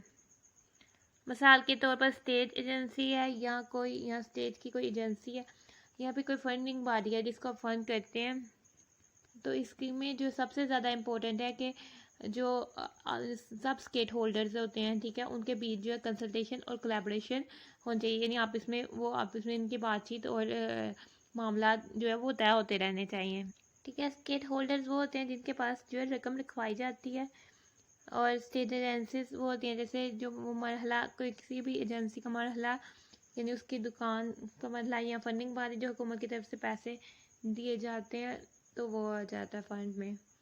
आगे से लर्निंग आउटकम्स आ जाते हैं, ठीक है, ठीक है। एक दफ़ा आपने वो गोल्स को डिटरमाइन कर लिया, देख लिया जो बहुत ज़्यादा गोल्स थे उनको आपने डिटरमाइन कर लिया, दूसरा स्टेप जो नेक्स्ट स्टेप आता है वो है कि आपने इन गोल्स को ब्रेक करना है और उसको जो है जो आपने हासिल करना है उसके लिए आइडेंटिफिएबल और मैनेजेबल यूनिट्स में जो है उसे ब्रेकआउट करना है कि इसे आप आइडेंटिफाई कर सकें और मैनेज कर सकें। दैट इज मिसाल के तौर पर जो है लर्निंग आउटकम्स को भी आपने ब्रेकआउट करना है। बाज़ औक़ात लर्नर जो सीखने वाला है उसे एक्सपेक्ट किया जाता है, उसे तवक्को की जाती है कि वो क्या जो है वो जानता है या वो क्या समझता है, और वो लर्निंग के प्रोसेस को कंप्लीट करने के बाद जो है वो क्या चीज़ शो ऑफ करने के काबिल हो जाएगा। स्टूडेंट को ये पूछना चाहिए कि मैं इस कोर्स से क्या जो है सीख पाऊँगा। What will I be able to do when the course is covered? यानी जब कोर्स मैं कवर कर लूँगा तो मैं किस काबिल, मैं क्या क्या चीज़ें करने के काबिल हो जाऊँगा। बाज़ औक़ात क्या होता है, जो कोर्स की डिस्क्रिप्शन होती है, ठीक है, वो अकेली जो है वो सफिशिएंट यानी जो डिटेल्स हमें चाहिए होती हैं वो प्रोवाइड नहीं कर सकती। जब हम कोर्स की खाली अगर डिस्क्रिप्शन दे देते हैं तो वो अकेली जो है कोर्स के मुताबिक वो नहीं प्रोवाइड कर सकती, ठीक है। Generalize learning outcomes don't supply much additional information to prospective students, ठीक है। जो जनरलाइज्ड किए गए होते हैं आउटकम्स, ठीक है, जो आउटकम्स हमने हासिल करने ज़रूरी होते हैं वो जो स्टूडेंट होता है पर्सपेक्टिव यानी मुमकिन स्टूडेंट है, जो स्टूडेंट है, ठीक है, वो उसको एडिशनल इंफॉर्मेशन नहीं प्रोवाइड करते हैं या सप्लाई करते हैं, ठीक है। जो ज़्यादा फोकस किए जाने वाले आउटकम्स होते हैं, ठीक है, वो लर्निंग प्रोसेस में जो है वो की टास्क को आइडेंटिफाई करते हैं कि ये बताते हैं कि ये जो है की टास्क है, यहाँ ऑब्ज़र्व करते हैं जो कि कोग्निटिव डोमेन में डेवलपमेंट में स्टेजेस हैं उनको जो है वो ऑब्ज़र्व करते हैं। आगे से हमारे पास आ जाता है लेवल्स ऑफ एब्स्ट्रैक्शन, ठीक है। एब्स्ट्रैक्शन हम लास्ट को भी कहते हैं किसी चीज़ की समरी को, ठीक है। लेवल्स अब देख लेते हैं, ठीक है, किस तरह से हम लेसन को समराइज़ करना है, ठीक है, उसके क्या लेवल्स हैं, ठीक है। 1950s में, ठीक है, बेंजामिन ब्लूम ने एक टेक्सोनॉमी क्रिएट की थी, यानी उसने कहा था कि हम जो सोचते हैं उसको लेवल्स पे कैटेगराइज किया था, ठीक है, उसको टेक्सोनॉमी में किया था, ठीक है। ये जो टेक्सोनॉमी क्रिएट की थी ब्लूम ने वो हमारे पास बहुत फ़ायदेमंद स्ट्रक्चर प्रोवाइड करती है, जिसमें हमारे पास जो लर्निंग आउटकम्स हमने सीखना है उसको कैटेगराइज करके लिखा जाता है, यानी कैटेगराइज, ठीक है। बाद में उसके लर्निंग आउटकम्स लिखे जाते हैं और बाद में उसके क्वेश्चंस बनाए जाते हैं, ठीक है। जो बेसिक कोर्सेज होते हैं, जो ज़रूरी कोर्सेज होते हैं, ठीक है, और कुछ जो इंटरेस्टिंग कोर्सेज होते हैं, ठीक है, वो जो है समरी के जो है फर्स्ट स्टेप्स में रखे जाते हैं, ठीक है। अब्स्ट्रैक्शन यानी हालात जब समराइज हम करते हैं, अब्स्ट्रैक्शन करते हैं, उसके हायर लेवल जो आउटकम्स हमने लेने होते हैं, ठीक है, तब हम जो है कौन से कोर्सेज क्रेडिटेड यानी क्रेडिटेड कोर्सेज लिखते हैं और सर्टिफाइड कोर्सेज को रखते हैं, क्योंकि इनसे जो है कम्प्लेक्स आउटकम्स हायर लेवल पे हमने हासिल करने होते हैं, ठीक है। ये सिस्टम यूज़ किया जाता है ताकि एजुकेशनल स्फीयर्स जो है उसको वाइडली यूज़ किया जा सके उसके आगाज से, ठीक है। 1990s में एंडरसन और क्रैथवॉल जो कि 2001 में रिवाइज की गई थी टेक्सोनॉमी दी थी, ठीक है, उन्होंने इस व्यू को दिया था जो कि 21st सेंचुरी के लिए जो है बहुत ज़्यादा रेलिवेंट थी। इस को हमने इस तरह से लिस्टेड किया, ठीक है। ब्लूम्स टेक्सोनॉमी ने कॉग्निटिव डोमेन दी थी। कॉग्निटिव डोमेन में हमारे पास क्या होता है, नॉलेज होता है, फिर हम उसको अंडरस्टैंड करते हैं, कम्प्रीहेंड करते हैं, फिर हम उसको अप्लाई करते हैं, फिर हम उसको एनालाइज करते हैं और सिंथेसिस करते हैं, इसी तरह से आ जाते हैं, ठीक है। कॉम्पिटेंस यानी कि क्या कॉम्पिटेंस लेवल क्या है, पहले नॉलेज वाला क्या है, ठीक है, उससे रिलेटेड स्किल डेमोस्ट्रेटेड हमने बताई हुई है और फिर क्यूज़ बताए हुए हैं। सबसे पहले हम रिमेंबर करते हैं बच्चे को, जैसे छोटे बच्चे होते हैं वो इंग्लिश के अल्फ़ाबेट सीखते हैं, उनको लर्न करते हैं, ठीक है, सबसे पहले उनको लर्न करते हैं। उर्दू के हरूफ तहजी सीखते हैं तो उसको भी याद करते हैं, ठीक है, और इससे मैथ्स के डिजिट्स जो है वो सीखते हैं, काउंटिंग, ठीक है, वो इन्फॉर्मेशन को रिकॉल करते हैं, ठीक है, तो उनका नॉलेज आता है, वो रिमेंबर करते हैं, अपने जहन में रिमेंबर करते हैं और रिकॉल करते हैं, तो वो नॉलेज जो है वो हासिल करते हैं। इसमें स्किल्स क्या डेमोस्ट्रेटेड होती है, आपने नॉलेज को किस तरह से हासिल कर सकते हैं, कौन सी स्किल्स जो है इसमें चाहिए होती हैं कि ऑब्जर्वेशन की, ठीक है, आप गौर से करें, और रिकॉल ऑफ इंफॉर्मेशन यानी आपने ऑब्जर्व करना है और उसको बार बार रिपीट करते जाना है, रिकॉल करना है, ठीक है, ठीक है। Knowledge of dates events places यानी कि इसके लिए आपको ये चाहिए होना कि क्या डेट्स हैं में होती हैं और क्या इवेंट्स होते हैं, कौन से इवेंट्स त्यौहार वगैरह होते हैं और कौन सी जगह वगैरह ये याद कर रखनी होती हैं। जैसे कि नॉलेज ऑफ मेजर आइडियाज़, ठीक है, अब मेजर आइडियाज़ जो आते हैं उनको नॉलेज कि ये इधर से आया इधर से आया, तो ठीक है। मास्टरी ऑफ सब्जेक्ट मैटर, किसी भी सब्जेक्ट में मास्टर करना तो वो आप मास्टरी ऑफ सब्जेक्ट मैटर हो जाओगे। ठीक है, इसके क्वेश्चन की उसके होंगे। ठीक है, आप लिस्ट करें कह सकते हैं, डिफाइन करें कह सकते हैं, जो आपने टेल बताएं, डिस्क्राइब करें, आइडेंटिफाई करें इसमें से, या आप अपने नॉलेज की बिना पर इनके आंसर्स जो है इन क्वेश्चंस के क्यूज ढूंढ सकते हैं। शो करें ना, आपको कहा जाए तो आप शो करें। लेबल करें, देन आप अपने नॉलेज की बिना पर इसे लेबल कर सकते हैं। कलेक्ट करें, एग्जामाइन करें, टेबुलेट करें, कोड करें, नेम करें, हु, कौन, वैन, कहाँ, कब, वेयर, कहाँ। ठीक है, टेक्स्ट ये हमारे पास क्वेश्चन यूज हो सकते हैं। सेकंड कॉम्पिटेंस का लेवल आ जाता है। ठीक है, नॉलेज के बाद आप उसको कंप्रीहेंड करते हैं, कंप्रीहेंशन लिखते हैं, यानी कि आप उसको एक्सप्लेन या उस आइडिया को एक्सप्लेन या कॉन्सेप्ट को एक्सप्लेन कर सकते हैं। ठीक है, जैसे कि ABC अल्फ़ाबेट आपने लर्न कर लिया, अब अपने बच्चे ने सीखे हैं। ठीक है, अब अंडरस्टैंड करते हैं इन्फॉर्मेशन को, उसके मीनिंग को मजबूती से पकड़ लेते हैं, ग्रास्प करते हैं, यानी अच्छे से आप उसको मीनिंग को डिफाइन कर सकते हैं। आप नॉलेज को जो है न्यू सियापों को सबक के लिहाज से ट्रांसलेट कर सकते हैं। ठीक है, आप उसमें हकीकतें कर डाल सकते हैं और उसे कंपेयर कर सकते हैं, और या उसमें तादाद निकाल सकते हैं। ठीक है, आप उनके ऑर्डरिंग कर सकते हैं, आप उनके ग्रुप बना सकते हैं, या आप उन पे जो कागज से अंदाज होते हैं वो बता सकते हैं। ठीक है, आप उनके रिजल्ट्स को प्रिडिक्ट कर सकते हैं। ठीक है, क्वेश्चन क्या क्यूज क्या, समराइज करें। ठीक है, तो आपने समराइज करना किसी भी उसको टॉपिक को समराइज करना, डिस्क्राइब करें, देन आपने डिस्क्राइब करना, इंटरप्रेट करें, कंट्रास्ट करें।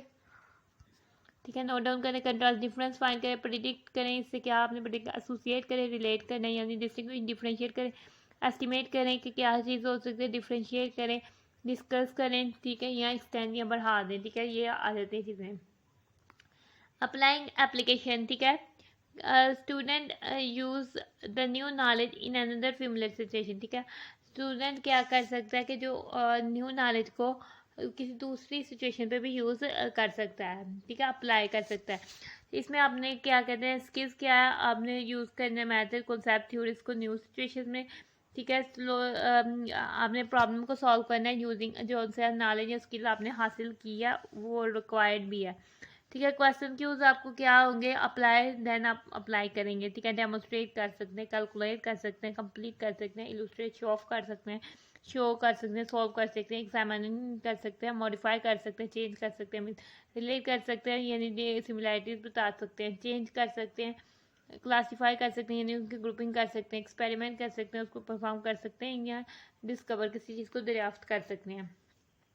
आगे से स्टेप आता है कॉम्पिटेंस का लेवल एनालाइज। ठीक है, एप्लीकेशन के बाद आपने एनालाइज किया कि चीज़ों को डिफ्रेंशिएट, उसको जो जुड़े जो पार्ट्स हैं उनके बीच डिफ्रेंशिएट कर सकते हैं। ठीक है, आप ऑर्गेनाइजेशन पार्ट्स कर सकते हैं, पार्ट्स को बना सकते हैं, आप उसके पैटर्न को देख सकते हैं। ठीक है, एनालाइज से आप हिडन मीनिंग्स जो है उनको रिकॉग्नाइज कर सकते हैं एनालाइज के ज़रिए, और आप कंपोनेंट जो उसमें कंपोनेंट्स यूज़ हुए हैं, जो चीज़ें यूज़ हुई हैं उन्हें आइडेंटिफाई कर सकते हैं। ठीक है, इसके क्वेश्चन की उस एनालाइज, जैसे आप एनालाइज कर सकते हैं, सेपरेट कर सकते हैं, ऑर्डर दें। ठीक है, जैसे डिसेंडिंग ऑर्डर, असेंडिंग ऑर्डर, ये भी ऑर्डरिंग किया है तो ऑर्डर दे सकते हैं। ये मैथमेटिक्स के कॉन्सेप्ट्स हैं। ठीक है, एक्सप्लेन कर सकते हैं, करेक्ट कर सकते हैं दो चीज़ों को। ठीक है, क्लासीफाई कर सकते हैं, ग्रुपिंग कर सकते हैं, अरेंज कर सकते हैं, डिवाइड कर सकते हैं, कंपेयर कर सकते हैं, सेलेक्ट कर सकते हैं, एक्सप्लेन कर सकते हैं, इन्फर कर सकते हैं, यानी अगर आपको अंदाज़ा लगाने को कहा जाए तो आप अंदाज़ा लगा सकते हैं। देन आपके पास इवेलुएटिंग आ जाता है, यानी आपने चेक करना है, इवेलुएशन से आ जाता है। ठीक है, आपने जस्टिफाई करना है कि डिसीजन है, ये कोर्स ऑफ एक्शन है वो कैसा रहा है। ठीक है, इवेलुएट करना है, उसको परसेंटेज के में दे सकते हैं, मार्क्स क्वालिटेटिव दे सकते हैं। ठीक है, आपने कंपेयर करना है और उसको डिफरेंट आइडियाज़ को अलग अलग करना है। ठीक है, आपने थ्योरीज और प्रेजेंटेशन की वैल्यूज़ को असेस करना है, वहाँ तक पहुँचना है। आपने अपनी चॉइसेस बनानी है जो कि बेस करनी चाहिए रीजन आर्गूमेंट से। ठीक है, जो आर्गूमेंट्स रीजनेबल हो उस पर जो आपकी चॉइस बेस करनी चाहिए। आपने वेरीफाई करनी है वैल्यू ऑफ एविडेंस, यानी सबूत की जो इकरार है उसको वेरीफाई करना है। ठीक है, रिकोगनाइज सब्जेक्टिविटी करनी है। ठीक है, आपने बताना कि ये किधर से सब्जेक्ट कर रही है कोई चीज़। ठीक है, या उसका सब्जेक्ट क्या है। ठीक है, इसके क्वेश्चन की यूज़ है, आप असेस करने को कहा जाएगा, देन आपने असेस करना है, असेसमेंट से निकल डिसाइड करना है, रैंकिंग करनी है, ग्रेड देना है, टेस्ट करना है, मेजर करना है, रिकमेंड करना है, कन्विंस करना है, सेलेक्ट करना है, जज करना है, एक्सप्लेन करना है, डिस्क्रिमिनेट या डिफरेंशिएट करना है, सपोर्ट करना है, कंक्लूड करना है, रिजल्ट निकालना है, कंपेयर करना है और समराइज करना है। ये सब जो है एवालुएशन में आते हैं।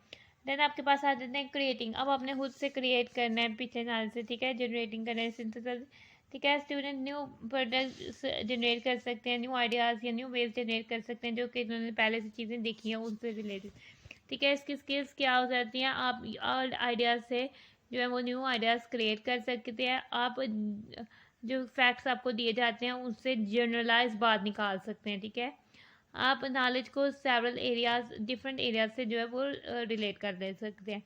आप प्रिडिक्ट कर सकते हैं और रिजल्ट जो है वो ड्रा कर सकते हैं। इसके क्वेश्चन की यूज़ है आप कंबाइन करें, इंटीग्रेट करें, यानी वो भी कंबाइन के मायनों में ही आ जाता है, ठीक है। और मॉडिफाई करें, चेंज करें, रीअरेंज करें, सब्स्टिट्यूट मतलब कि उसका बदले में कोई और चीज़ लाएँ, प्लान बनाएं, क्रिएट करें, डिज़ाइन करें, इन्वेंट करें, व्हाट इफ, कंपोज करें, फार्मूलेट करें, प्रिपेयर करें और जनरलाइज करें और डिराइट करें। कंपोज करें, फॉर्मुलेट करें, प्रिपेयर करें, जनरलाइज करें या रिराइट करें, ये सब जो है सिंथेसिस में आता है, ठीक है। सोर्स यानी आप उनको मज़ीद जान सकते हैं, ठीक है। लर्न प्रोग्राम है उसमें और आर्टिकल में और टीचमेंट इंडेक्स PHP में, ठीक है। आगे से राइटिंग अप आउटकम्स, आपने जो रिजल्ट्स उनको लिखने हैं, ठीक है, ठीक है। इस तरह इन स्टेप से लिखने हैं जो कोर्स है। उसके बाद स्टूडेंट इस काबिल हो जाएगा डिफाइन करने के, यानी उसके पास नॉलेज आ जाएगा, समराइज करने के, कंप्रीहेंड कर सकता है, डेमोस्ट्रेट शो ऑफ करने के, ठीक है, अप्लाई करने के आ जाता है, एनालाइज करने के, क्रिटिक तनकीद करने के लिए, यानी वैल्यूएट करने के लिए, और इंटीग्रेट सिंथेसाइज करने के लिए जो काबिल हो जाएगा।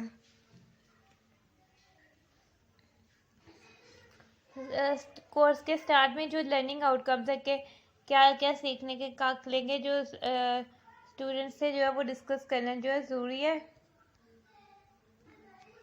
इससे जो है टीचर्स और स्टूडेंट दोनों काम करते हैं सेम ऑब्जेक्टिव्स की तरफ, यानी टीचर का होता है कि ये बच्चे सीखने, बच्चे का होता है कि इसके बाद मैं ये सीख लूँगा, जो कि टीचर्स को दिए जाते हैं कोर्स के मटेरियल के रिलेटेड उन्हें आइडिया दिया जाता है और सर्च किया जाता है कि वो इसे हासिल करें, ठीक है। ये इससे जो है मौके प्रोवाइड किए जाते हैं, ठीक है, स्टूडेंट्स के महसूस स्टूडेंट्स के ग्रुप्स को, और कोशिश की जाती है कि वो इससे जो है आउटकम जो है वो हासिल कर ले, वो भी लाइन में, ठीक है। इस तरह से स्टूडेंट्स जो होते हैं ऐसे फील करते हैं कि वो प्रोग्राम में इन्वॉल्व है, और इस तरह से कहते हैं कि वो जो इनपुट्स देते हैं अपना, वो असर करता है कोर्स की शेप को, ठीक है, ठीक है। कोर्सेज पर जो लर्निंग के बहुत ज़्यादा मौके जो है वो पैदा हो जाते हैं, ठीक है, जो प्लानिंग के स्टेज के वक्त जो है नहीं आते, और ये बहुत इम्पोर्टेंट है कि आप इस तरह के मोड्स को इकट्ठा करें, अकोमोडेट करें, यानी कि इस तरह के जो जगह है उनको इकट्ठा करें जिसमें मौके जो है वो पैदा होते हैं स्टूडेंट्स के लिए, ठीक है। चेक फॉर अंडरस्टैंडिंग आगे आ जाता है, जो आपने क्वेश्चंस आस्क करने वो ये हो सकते हैं, मैं किस तरह से देखूं कि जो ऑब्जेक्टिव्स आउटकम्स है जो कि रिक्वायर्ड है वो पूरे हुए हैं कि नहीं, मैं किस तरह से इन चीज़ों में डिफरेंस फाइंड कर दूं कि जो स्टूडेंट्स ने रियली अंडरस्टैंड कर लिया और जो उन्होंने अंडरस्टैंड नहीं किया, ठीक है। क्या जो है अहम और कॉन्फिडेंस यानी अंडरस्टैंडिंग को जो है कॉन्फिडेंस से रिवील करता है, शो ऑफ करता है, ठीक है। किस क्राइटेरिया के लिहाज से जो है मैंने अचीवमेंट्स को मेजर करना है, ठीक है। अगर जो है गैर रवायती यानी कि रवायती तौर पर कोर्स को असेस ना किया जाए तो मुझे क्या सबूत मिलेगा कि लर्निंग का यानी कि ये जो सीखा गया है इसका जो है वो क्या जो है सबूत होगा असेसमेंट के बगैर, ठीक है। जो अभी जारी गया है या सिस्टमेटिक तरीके से जो कंसल्टेशन जो स्टूडेंट से बातचीत होती है, ठीक है, वो किसी तरीके से लेके जा सकती है, वो इस तरह डिपेंड की जाती है कि जो कि ऑब्जेक्ट जो आउटकम्स जो है स्टूडेंट्स ने हासिल कर लिया उस पर जो है इंश्योर की जाती है, उस पर डिपेंड की जाती है। ठीक है, स्टूडेंट फीडबैक से हमें जो है ये चीज़ें मालूम करनी चाहिए, कोशिश करनी चाहिए कि हम ये चीज़ मालूम करें कि जो कंटेंट था वो बच्चे को समझ आ गया है कि कितना समझ आया है, और जो हमने मटेरियल दिया था बच्चों को उसने कितना ये कवर किया कंटेंट्स को मुनासिब जगह तक, या ग्रुप के लिए जो भी हमने ग्रुप के लिए एक्टिविटीज़ करवाई थी वो कितनी जो है मटेरियल से कितनी जो है वो अप्रोप्रिएट रही है, मुनासिब रही हैं।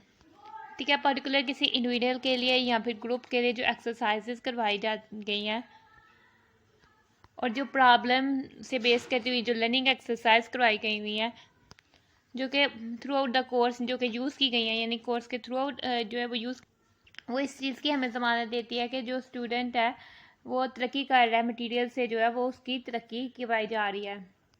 ठीक है, जो अंडरस्टैंडिंग का रवायती सबूत है, ठीक है, जो रवायती तौर पर हम जानते हैं कि स्टूडेंट को कितना अंडरस्टैंड हो गया, वो वेरीफाई किया हुआ जाता है।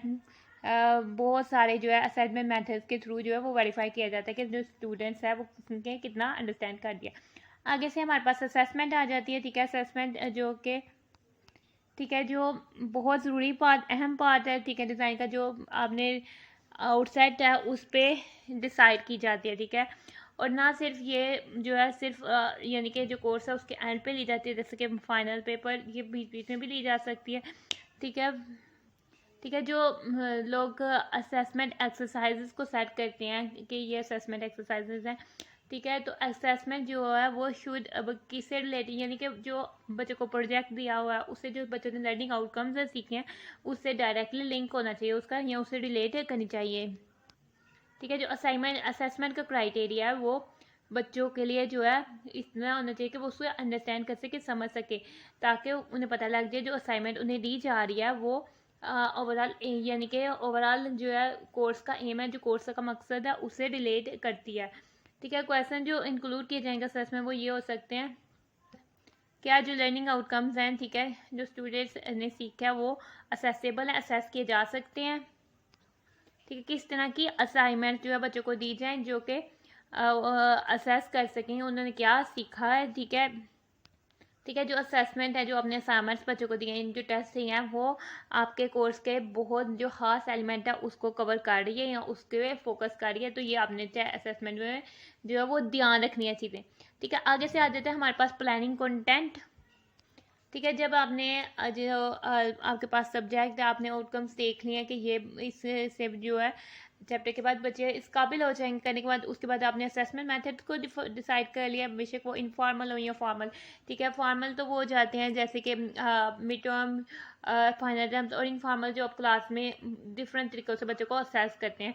ठीक है, आप फिर कुछ क्वेश्चन आते हैं जो कि कंसिडर करने जाते हैं। ठीक है, कि मेरा मटेरियल जो मैंने बच्चों को डिलीवर करना है वो किस तरह से मैं ऑर्गेनाइज़ करूं और ऐसे प्रेजेंट करूं ताकि वो मेरे जो पहले से आउटकम्स हैं उसको हासिल करने में मेरी मदद करे। ठीक है, तो पहला क्वेश्चन ये आ जाएगा, मुझे कि क्यों ये ज़रूरत है कि मैं जानूं कि किस तरह के जो स्टूडेंट्स हैं मेरे सामने हैं जिन पे मैंने काम करना है या जिनको मैंने सिखाना है। कैसे जो है जो बड़े बच्चे हैं उनका लर्निंग स्टाइल जो है वो असरअंदाज करते हैं मेरे, और किस तरह से मैंने जो मटेरियल को प्रेजेंट करना है उनके सामने शो ऑफ करना है। कौन सी टीचिंग मेथडोलॉजीज हैं, ठीक है, आप टीचिंग कर सकते हैं जो कि अडल्ट लर्नर जो बड़े लर्नर्स हैं उनके लिए जो है सूटेबल है, यानी उनके लिए पॉसिबल है।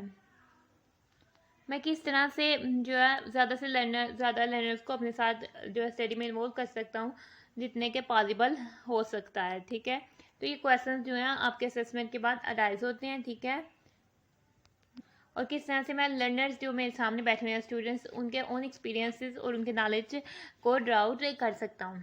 ठीक है, जब आपने प्लान करना है या ऑर्गेनाइज करना है अपने कोर्स कंटेंट्स को, आपने जो है इस चीज़ को पॉइंट आउट अपने जहन में करना है कि जो आपके सामने अडल्ट लर्नर्स हैं, ठीक है, उनकी क्या नेचर है जो कि इस कोर्स को सीखने के लिए आ रहे हैं।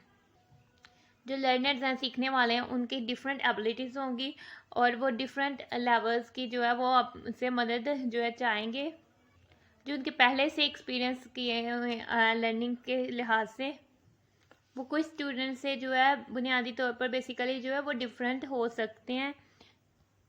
वो उनको पुरजोश जो है पूरी ज़िंदगी सीखने वाला बना सकती है, और कुछ को वो आर्जी तौर पर एजुकेशन की तरफ उनका रुझान जो है दोबारा से कर देती है। ठीक है, ऐसी हौसला अफजाई जिससे वो अटेंड करें।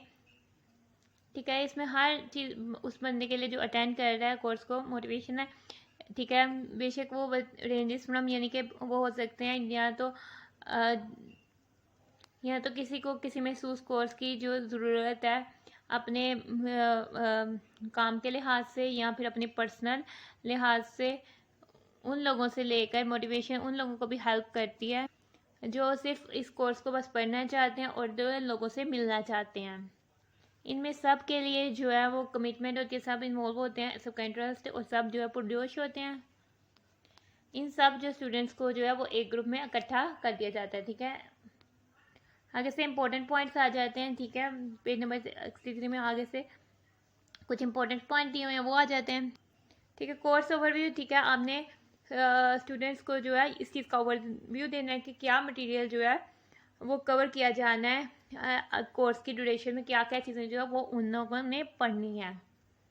ठीक है, फर्स्ट पॉइंट आ जाता है ब्लॉक्स ऑफ लर्निंग, यानी कि आपके पास आपने बताना है कि किस तरह का जो मटेरियल है वो क्लास में कवर किया जाना है, क्या उन्होंने सीखना है, क्या ब्लॉक्स हैं जो लर्निंग के जो उन्होंने सीख लेने हैं। फिर आ जाता है next important point sequencing of materials, यानी आपने मटेरियल्स को अरेंज करना है। ठीक है, इस तरह से अरेंज करना है कि वो लॉजिकली या फिर रैशनली जो है वो स्टूडेंट को समझ आ जाए, यानी बेसिकली बुनियादी तौर पर बच्चों को समझ आ जाए। फिर आपने पॉइंट एक रखना है डेप्थ ऑफ मटेरियल, यानी कि आपने मटेरियल की डेप्थ पर जाना है। ठीक है, आपने देखने का ये जो कोर्स है ये किस लेवल का कोर्स है और इस कोर्स में जो कितनी जो है वो डिटेल जो है वो चाहिए, तो आपने मटेरियल की डेप्थ तक जाना है। मेथडोलॉजीज। ठीक है, किसी महसूस टॉपिक के लिए क्या मेथडोलॉजी हो। ठीक है, तो आपने जो है मेथडोलॉजी यानी मिक्स मेथडोलॉजी प्लान बनाना है जो आपने क्लास में लेक्चर डिलीवर करने वक्त यूज़ करने हैं। ठीक है, आपने ग्रुप एक्सरसाइजेस करवानी है और आपने ये डिसाइड करना है कब और कितनी देर बाद जो है वो ग्रुप वर्क्स जो है कि यूज़ किया जाना है। ठीक है, वर्कशीट्स और नोट्स आपने करवाने हैं। ठीक है, उनसे बनवाने हैं। आपने देखना है कि कौन सा जो हेल्पिंग मटेरियल्स है वो उनसे डेवलप करवाना है। क्या अगर आप प्रॉब्लम्स को यूज़ करते हैं या केस स्टडीज़ को यूज़ करते हैं वो स्टूडेंट्स को ओवरऑल जो कंटेंट को समझने में हेल्प आउट करता है, ये आपने चेक करना है। देन आपने रिसोर्सेज देखने हैं। ठीक है, रिसोर्सेज की कौन सी बुक्स या कौन सी टेप जो है वो क्लास के इस्तेमाल के लिए जो है वैल्यूएबल है, फ़ायदेमंद साबित हो सकते हैं, यानी कि आपने फिर रिसोर्सेज को यूज़ करना है उन स्टूडेंट्स के लिए जो क्लास से बाहर हैं। ठीक है, आगे से फील्ड ट्रिप्स, यानी कि आपने स्टडी से रिलेटेड जो है उनका टूर करवाने हैं। ठीक है, कोर्स से रिलेटेड जो है एक्टिविटीज़ करवानी है, जैसे म्यूजियम्स में जाना या ऑर्गेनाइजेशंस में जाना। ठीक है, वो उनको अमली तौर पर स्याकोसबाग आगे और पीछे से जो है वो उनका जेन को सेट आउट कर देता है। ठीक है, देन वो रिमेंबर कर लेते हैं इन चीज़ों को। फिर आप आगे से आ जाता है इवैल्यूएशन। ठीक है, आपने असेसमेंट कर ली, कंटेंट को प्लान कर दिया, फिर इंपॉर्टेंट पॉइंट्स देख लिया। अब हमारे पास आ जाते हैं एवेलुएशन। ठीक है, आपने जो है कोर्स पर जो है फीडबैक लेना है, देन आपने उसको कलेक्ट करना है। तो एवेलुएशन होगी वो उन फीडबैक की कलेक्शन होगी जो कि डिटरमाइन करेगी, जो कि आपको बताएगी कि किस तरह से कोर्स का कंटेंट और जो प्रेजेंटेशन है वो दी गई या रिसीव की गई, हासिल की गई। ठीक है, एवेलुएशन जो है वो बहुत ज़रूरी है कि आपको इस बात की गारंटी दे दे कि आपने क्वालिटी से जो है बच्चों को पढ़ाया है। ठीक है, जो आप फीडबैक्स लेते हैं वो इस तरह से आपने लेना है कि वो आपको इन्फॉर्मेशन प्रोवाइड करे। ठीक है, आपको कोर्स के स्टैंडर्ड्स के बारे में बताया। ठीक है, कि आप क्या कोर्स के स्टैंडर्ड से मटेरियल डिस्ट्रीब्यूटेड, क्या मटेरियल जो है वो डिस्ट्रीब्यूटेड किया गया। ठीक है, डिलीवरी मेथडोलॉजीज यूज़, जो कौन सी मेथडोलॉजीज यानी मेथड यूज़ किए गए थे लेक्चर्स को डिलीवर करने के लिए। कितना एक्टिव जो है वो ग्रुप है, यानी कितना वो ग्रुप जो है मूवमेंट करता है अपने अंदर, और जो ट्यूटर है या जो सिखाने वाला है जो सीखने वाला है उसकी रैपोर्ट क्या है, यानी स्टूडेंट और टीचर के ताल्लुकात आपस में वो क्या है। फिर स्टूडेंट्स की एबिलिटी आ जाती है वाले में कि वो किस तरह से नॉलेज को ट्रांसफ़र कर ले सकता है, जो उसने सीखा है, या किस तरह से वो अपने सीखे हुए नॉलेज को अप्लाई करता है। ठीक है, तो यह उसकी एबिलिटी आ जाती है। देन हम कहते हैं ठीक है, जो ट्यूटर है टीचर है उसने अपनी एवेलुएशन करनी है और साथ लर्नर की एवेलुएशन करनी है, स्टूडेंट्स की एवेलुएशन करनी है। ये दोनों जो है बहुत ज़्यादा ज़रूरी है ताकि वो अफेक्टिवली असली तरीके से जो है वो कंट्रोल कर सके। ठीक है, जो आपकी सेल्फ वैल्यूएशन है वो इस चीज़ इसलिए रिक्वायर ज़रूरी होती है कि ताकि आप अपनी प्रैक्टिस को जो थ्रू आउट आपने कोर्स पढ़ाने में किया उसको देख सकें। ठीक है, अपने जो आपने प्रेजेंटेशन दी है उसका तनकीदी जायज़ा कर सकें। आपने अपने ग्रुप को एनालाइज कर लेना है, यानी कि उसको समझना है, और आपने जो टाइम मैनेजमेंट स्किल्स यूज़ किया उसको समझना है, और आपने कि जो आपने प्रैक्टिस फ्यूचर में करनी है आप उसको किस तरह से तब्दील कर सकते हैं। ठीक है, तो ये आ जाती हैं आपकी सेल्फ वैल्यूएशन और लर्नर वैल्यूएशन। ठीक है, सेल्फ वैल्यूएशन में चीज़ें, अब लर्नर वैल्यूएशन यानी आपने स्टूडेंट्स की वैल्यूएशन जो करनी है वो कैसे करनी है। ठीक है, ये जो अगर हम लर्नर की वैल्यूएशन करते हैं उसको चेकआउट करते हैं तो स्टूडेंट्स या लर्नर को ये मौका मिलता है तो कि वो बहुत तरीके से अपने आप को वैल्यूएट कर सके कि वो कितना जो है कौन सा मेथड उसके लिए सहूलतकार या फैसिलिटेटर के तौर पर काम किया या कौन सा पर्सन जो है उसके लिए फैसिलिटेटर के तौर पर काम किया है, और कोर्स कंटेंट उसने क्या के मतलब जो है वो वैल्यूएशन हासिल करेगा।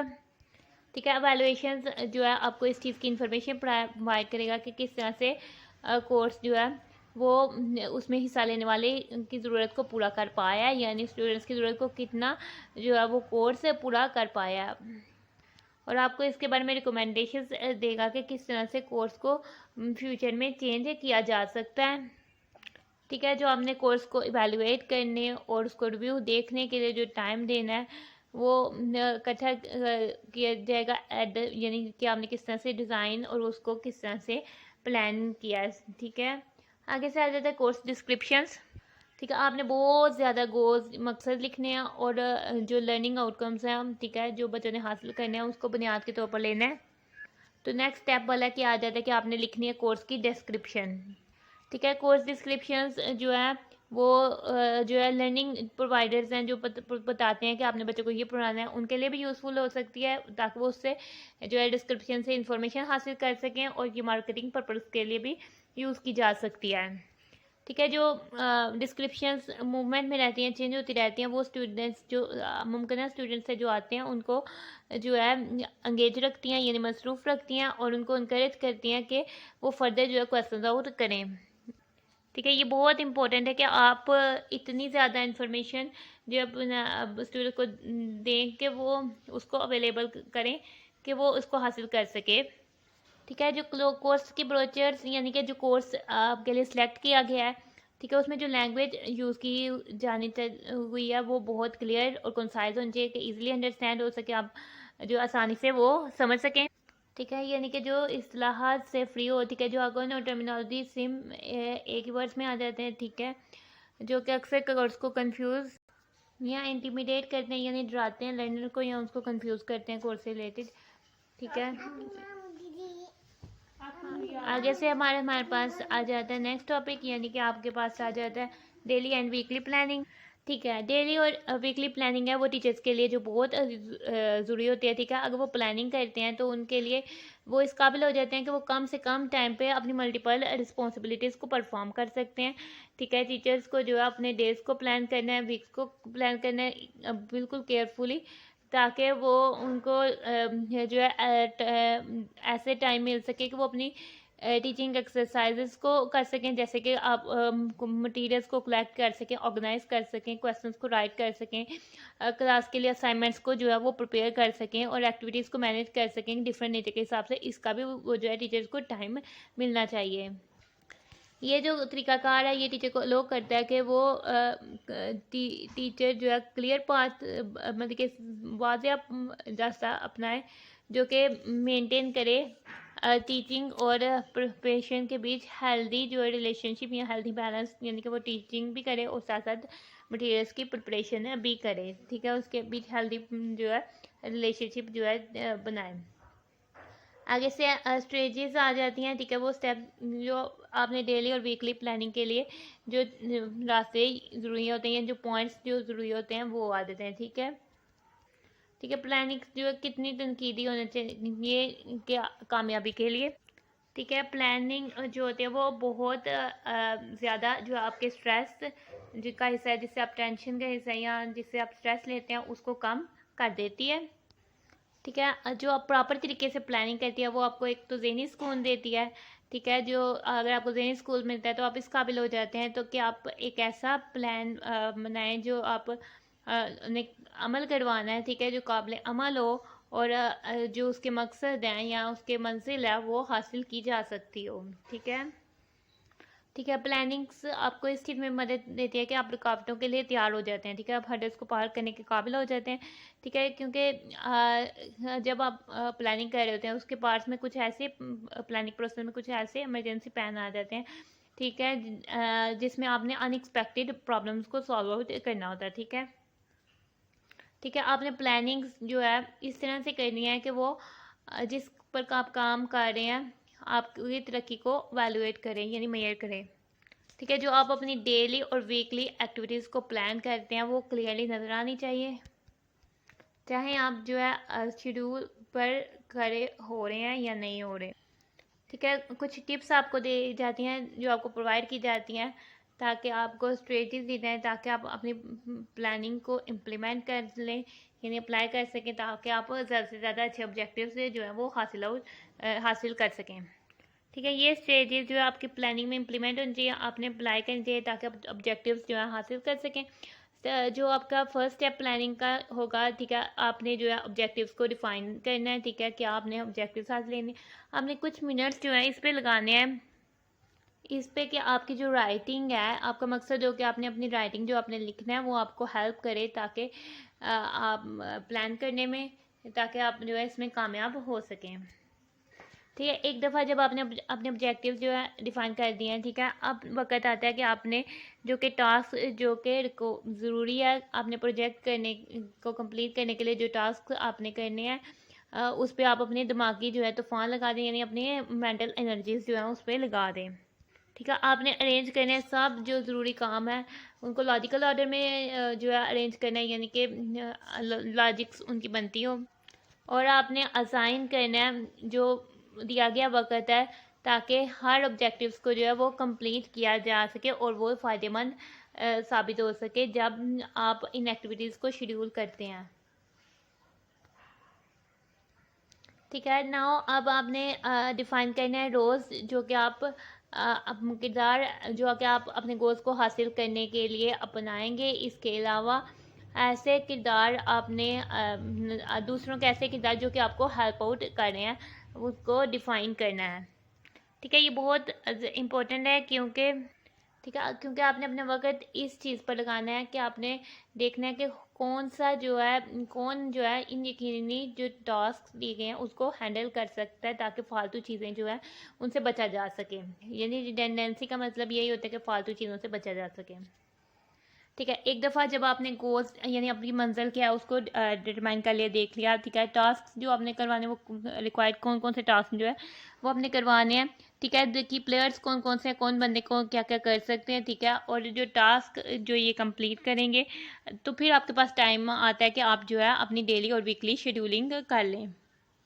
जो वीकली शेड्यूल है वो किसी भी प्रोजेक्ट की ओवरऑल सक्सेस के लिए जो है वो बहुत इंपॉर्टेंट है, लेकिन जो है ये जो है डेली प्लानिंग होगी जो कि आपको तरक्की की तरफ रास्ता दिखाएगी और आपको बताएगी कि आप हैं या नहीं, आप जो है वो शेड्यूल पर हैं भी हैं कि नहीं। ठीक है। सबसे पहले आपने जो इम्पोर्टेंट प्रोजेक्ट्स हैं, ठीक है, जो आपने करवाने हैं, ज़रूरी प्रोजेक्ट हैं, उनको टुकड़ों में माइलस्टोन्स में ब्रेक करना है, ठीक है, वीकली माइलस्टोन्स में ब्रेक करना है कि इस वीक में आपने ये करवा देना है, इस वीक में आपने ये करवा देना है। ठीक है। तो ये वीकली प्लानिंग में हो जाएगा। ठीक है। जो आपने माइलस्टोन को वीकली में ब्रेक किया है तो देन आपने उस माइलस्टोन को भी फिर से जो है ज़रूरी कंपोनेंट्स यानी नेसेसरी पार्ट्स में जो है वो ब्रेकआउट करना है और आपने प्लानिंग करनी है कि आपने इन कंपोनेंट्स को जो है वो डेली बेसिस पे किस तरह से परफॉर्म करवाना है।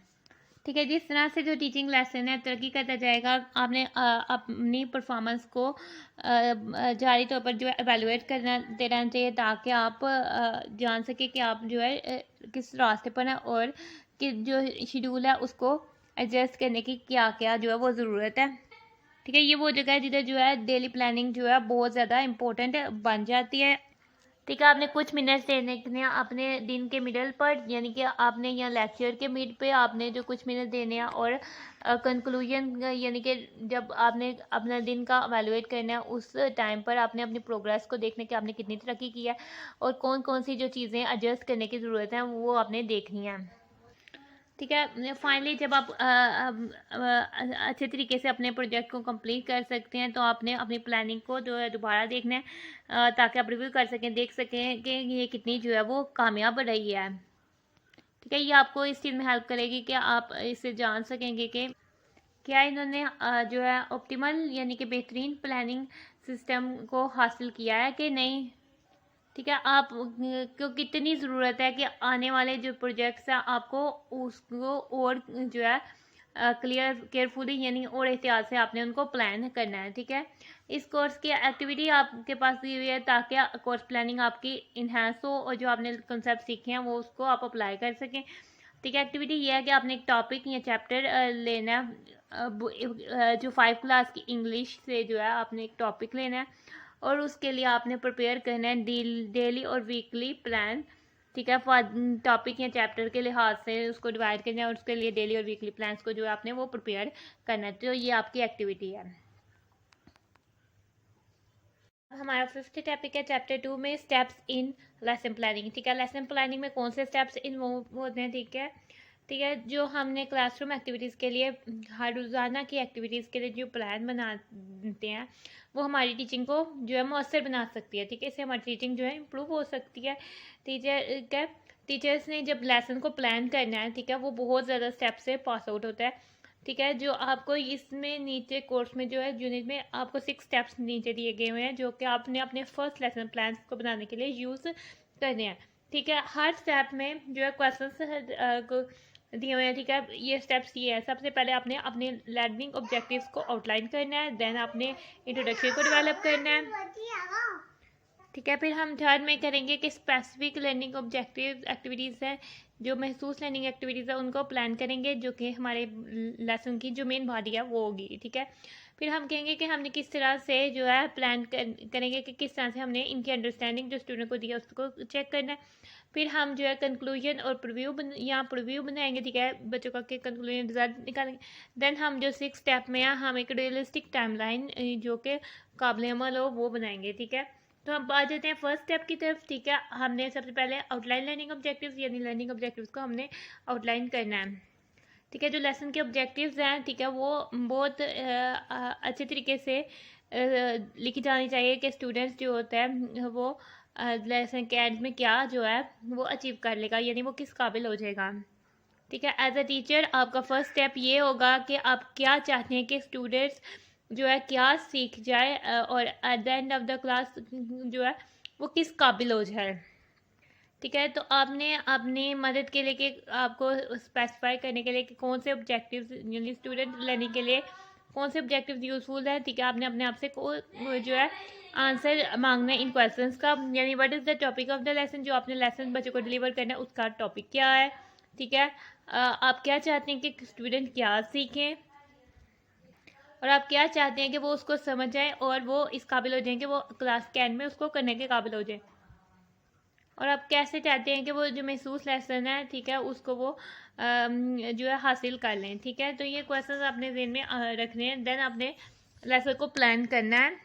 ठीक है, आप आउटलाइन करेंगे, मार्क करेंगे जो लर्निंग ऑब्जेक्टिव्स जो आपने क्लास से हासिल करने हैं। फिर आप इनकी रैंकिंग करेंगे, जो लर्निंग ऑब्जेक्टिव्स ज़्यादा इंपॉर्टेंट है वो उसको पहले रखेंगे, देन उनकी रैंकिंग करेंगे कौन सा लर्निंग ऑब्जेक्टिव जो है वो ज़्यादा इंपॉर्टेंट है और कौन सा लीस्ट इंपॉर्टेंट है। ठीक है, ये आपको इस चीज़ में हेल्प आउट करेगा कि आपने अपनी क्लास टाइम को किस तरह से मैनेज करना है और आपने किस तरह से जो है लर्निंग ऑब्जेक्टिव्स जो है वो हासिल करने हैं। ठीक है, आपने जो है कुछ क्वेश्चंस को आपने कंसिडर करना है, कौन से यानी जो सबसे अहम कॉन्सेप्ट्स आइडियाज़ और स्किल्स कौन से होते हैं जो कि आप चाहते हैं कि स्टूडेंट इस पर काबू पा लें और इसको अप्लाई करने के काबिल हो जाएं। ठीक है, ये क्यों इम्पोर्टेंट है और अगर मेरे पास टाइम कम रह गया जाए तो मैं कौन सा इनमें से है वो छोड़ा नहीं जा सकता और कौन से जो है स्किप किए जा सकते हैं। ठीक है, तो ये आपने आउटकम्स में डिफाइन करने हैं। ठीक है, देन आपके पास जब नेक्स्ट स्टेप सेकंड स्टेप आ जाता है, अपने इंट्रोडक्शन को डेवलप करना है, ठीक है। ठीक है, जब आपने लर्निंग ऑब्जेक्टिव्स को डिज़ाइन कर लिया, उनको अरेंज कर लिया, यानी उनको स्पेसिफाई कर लिया कि किस जो ऑब्जेक्टिव की इंपॉर्टेंस है उसी लिहाज से ने उनको रैंकिंग कर दी, तो फिर टीचर के पास नेक्स्ट स्टेप आता है कि उसने डिज़ाइन करनी है महसूस एक्टिविटीज़ जो स्टूडेंट्स से उसने करवानी है वो, ठीक है। जब उसने लेसन लर्निंग आउटकम्स देखे तब वो जो है टॉपिक से फेमिलियर हो जाता है टीचर, ठीक है। आगे से उसके लिए ज़रूरी है कि अब वो स्टूडेंट की प्रियर नॉलेज देखे, जो पहले से उस लेसन से मुतालिक जो उसका नॉलेज है, ठीक है, उसको क्या इन्फॉर्मेशन है बैकग्राउंड, ठीक है, उसको अब वो चेक करें, ठीक है। आपने स्टार्ट अपने करना है कि क्वेश्चंस करने हैं या एक्टिविटी करवाने हैं, ताकि आप असेस कर सकें कि स्टूडेंट जो है इस टॉपिक के मुतालिक कितना जो है वो जानता है। मिसाल के तौर पर आप यहाँ तो उनसे एक सवाल कर सकते हैं या फिर एक राय शुमारी कर सकते हैं, सिंपल पोल कर सकते हैं, यानी उनसे सबसे पूछ सकते हैं कि सबकी क्या राय है इसके, यानी कि आप कोई टॉपिक के मुतालिक बता के कह सकते हैं कि how many of you have heard about this, आप लोग में से कितनों ने इसके बारे में सुना है। Raise your hand if you have, अपने हाथ को रेज करें अगर आपने इसके बारे में सुना है।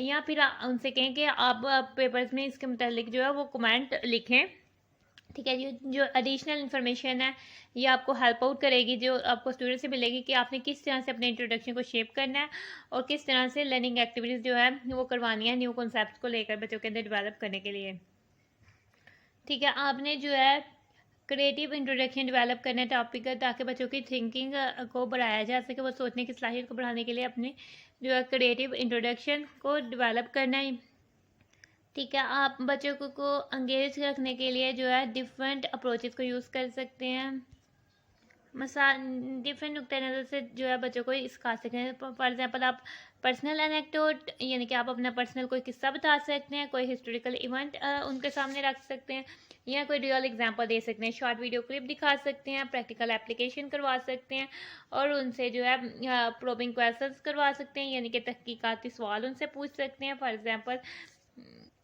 वगैरह वगैरह, ठीक है। ये क्वेश्चन जो है आपको हेल्प आउट करेंगे कि आपने किस तरह से इंट्रोडक्शन देना है, ठीक है। आपने अपने आप से क्वेश्चन करना है हाउ कि आप किस तरह से चेक करेंगे कि स्टूडेंट्स आप जान सके स्टूडेंट इस टॉपिक के बारे में कुछ जानता है, अगर जानता है तो क्या जानता है, ठीक है। इस टॉपिक से जो आप डिलीवर करने लगे हैं उससे रिलेटेड क्या जो है मिसकॉन्सेप्शंस पैदा हो जाती हैं स्टूडेंट्स के जहन में, ठीक है, या ऐसे आइडियाज़ वो डेवलप कर लेते हैं जो कि सही नहीं होते हैं, ठीक है, वो खुद से डेवलप कर लेते हैं, तो वो अक्सर आपके एक्सपीरियंस से आपको ये पता लग जाएगा कि अक्सर जो स्टूडेंट्स इसमें मिस्टेक करते हैं।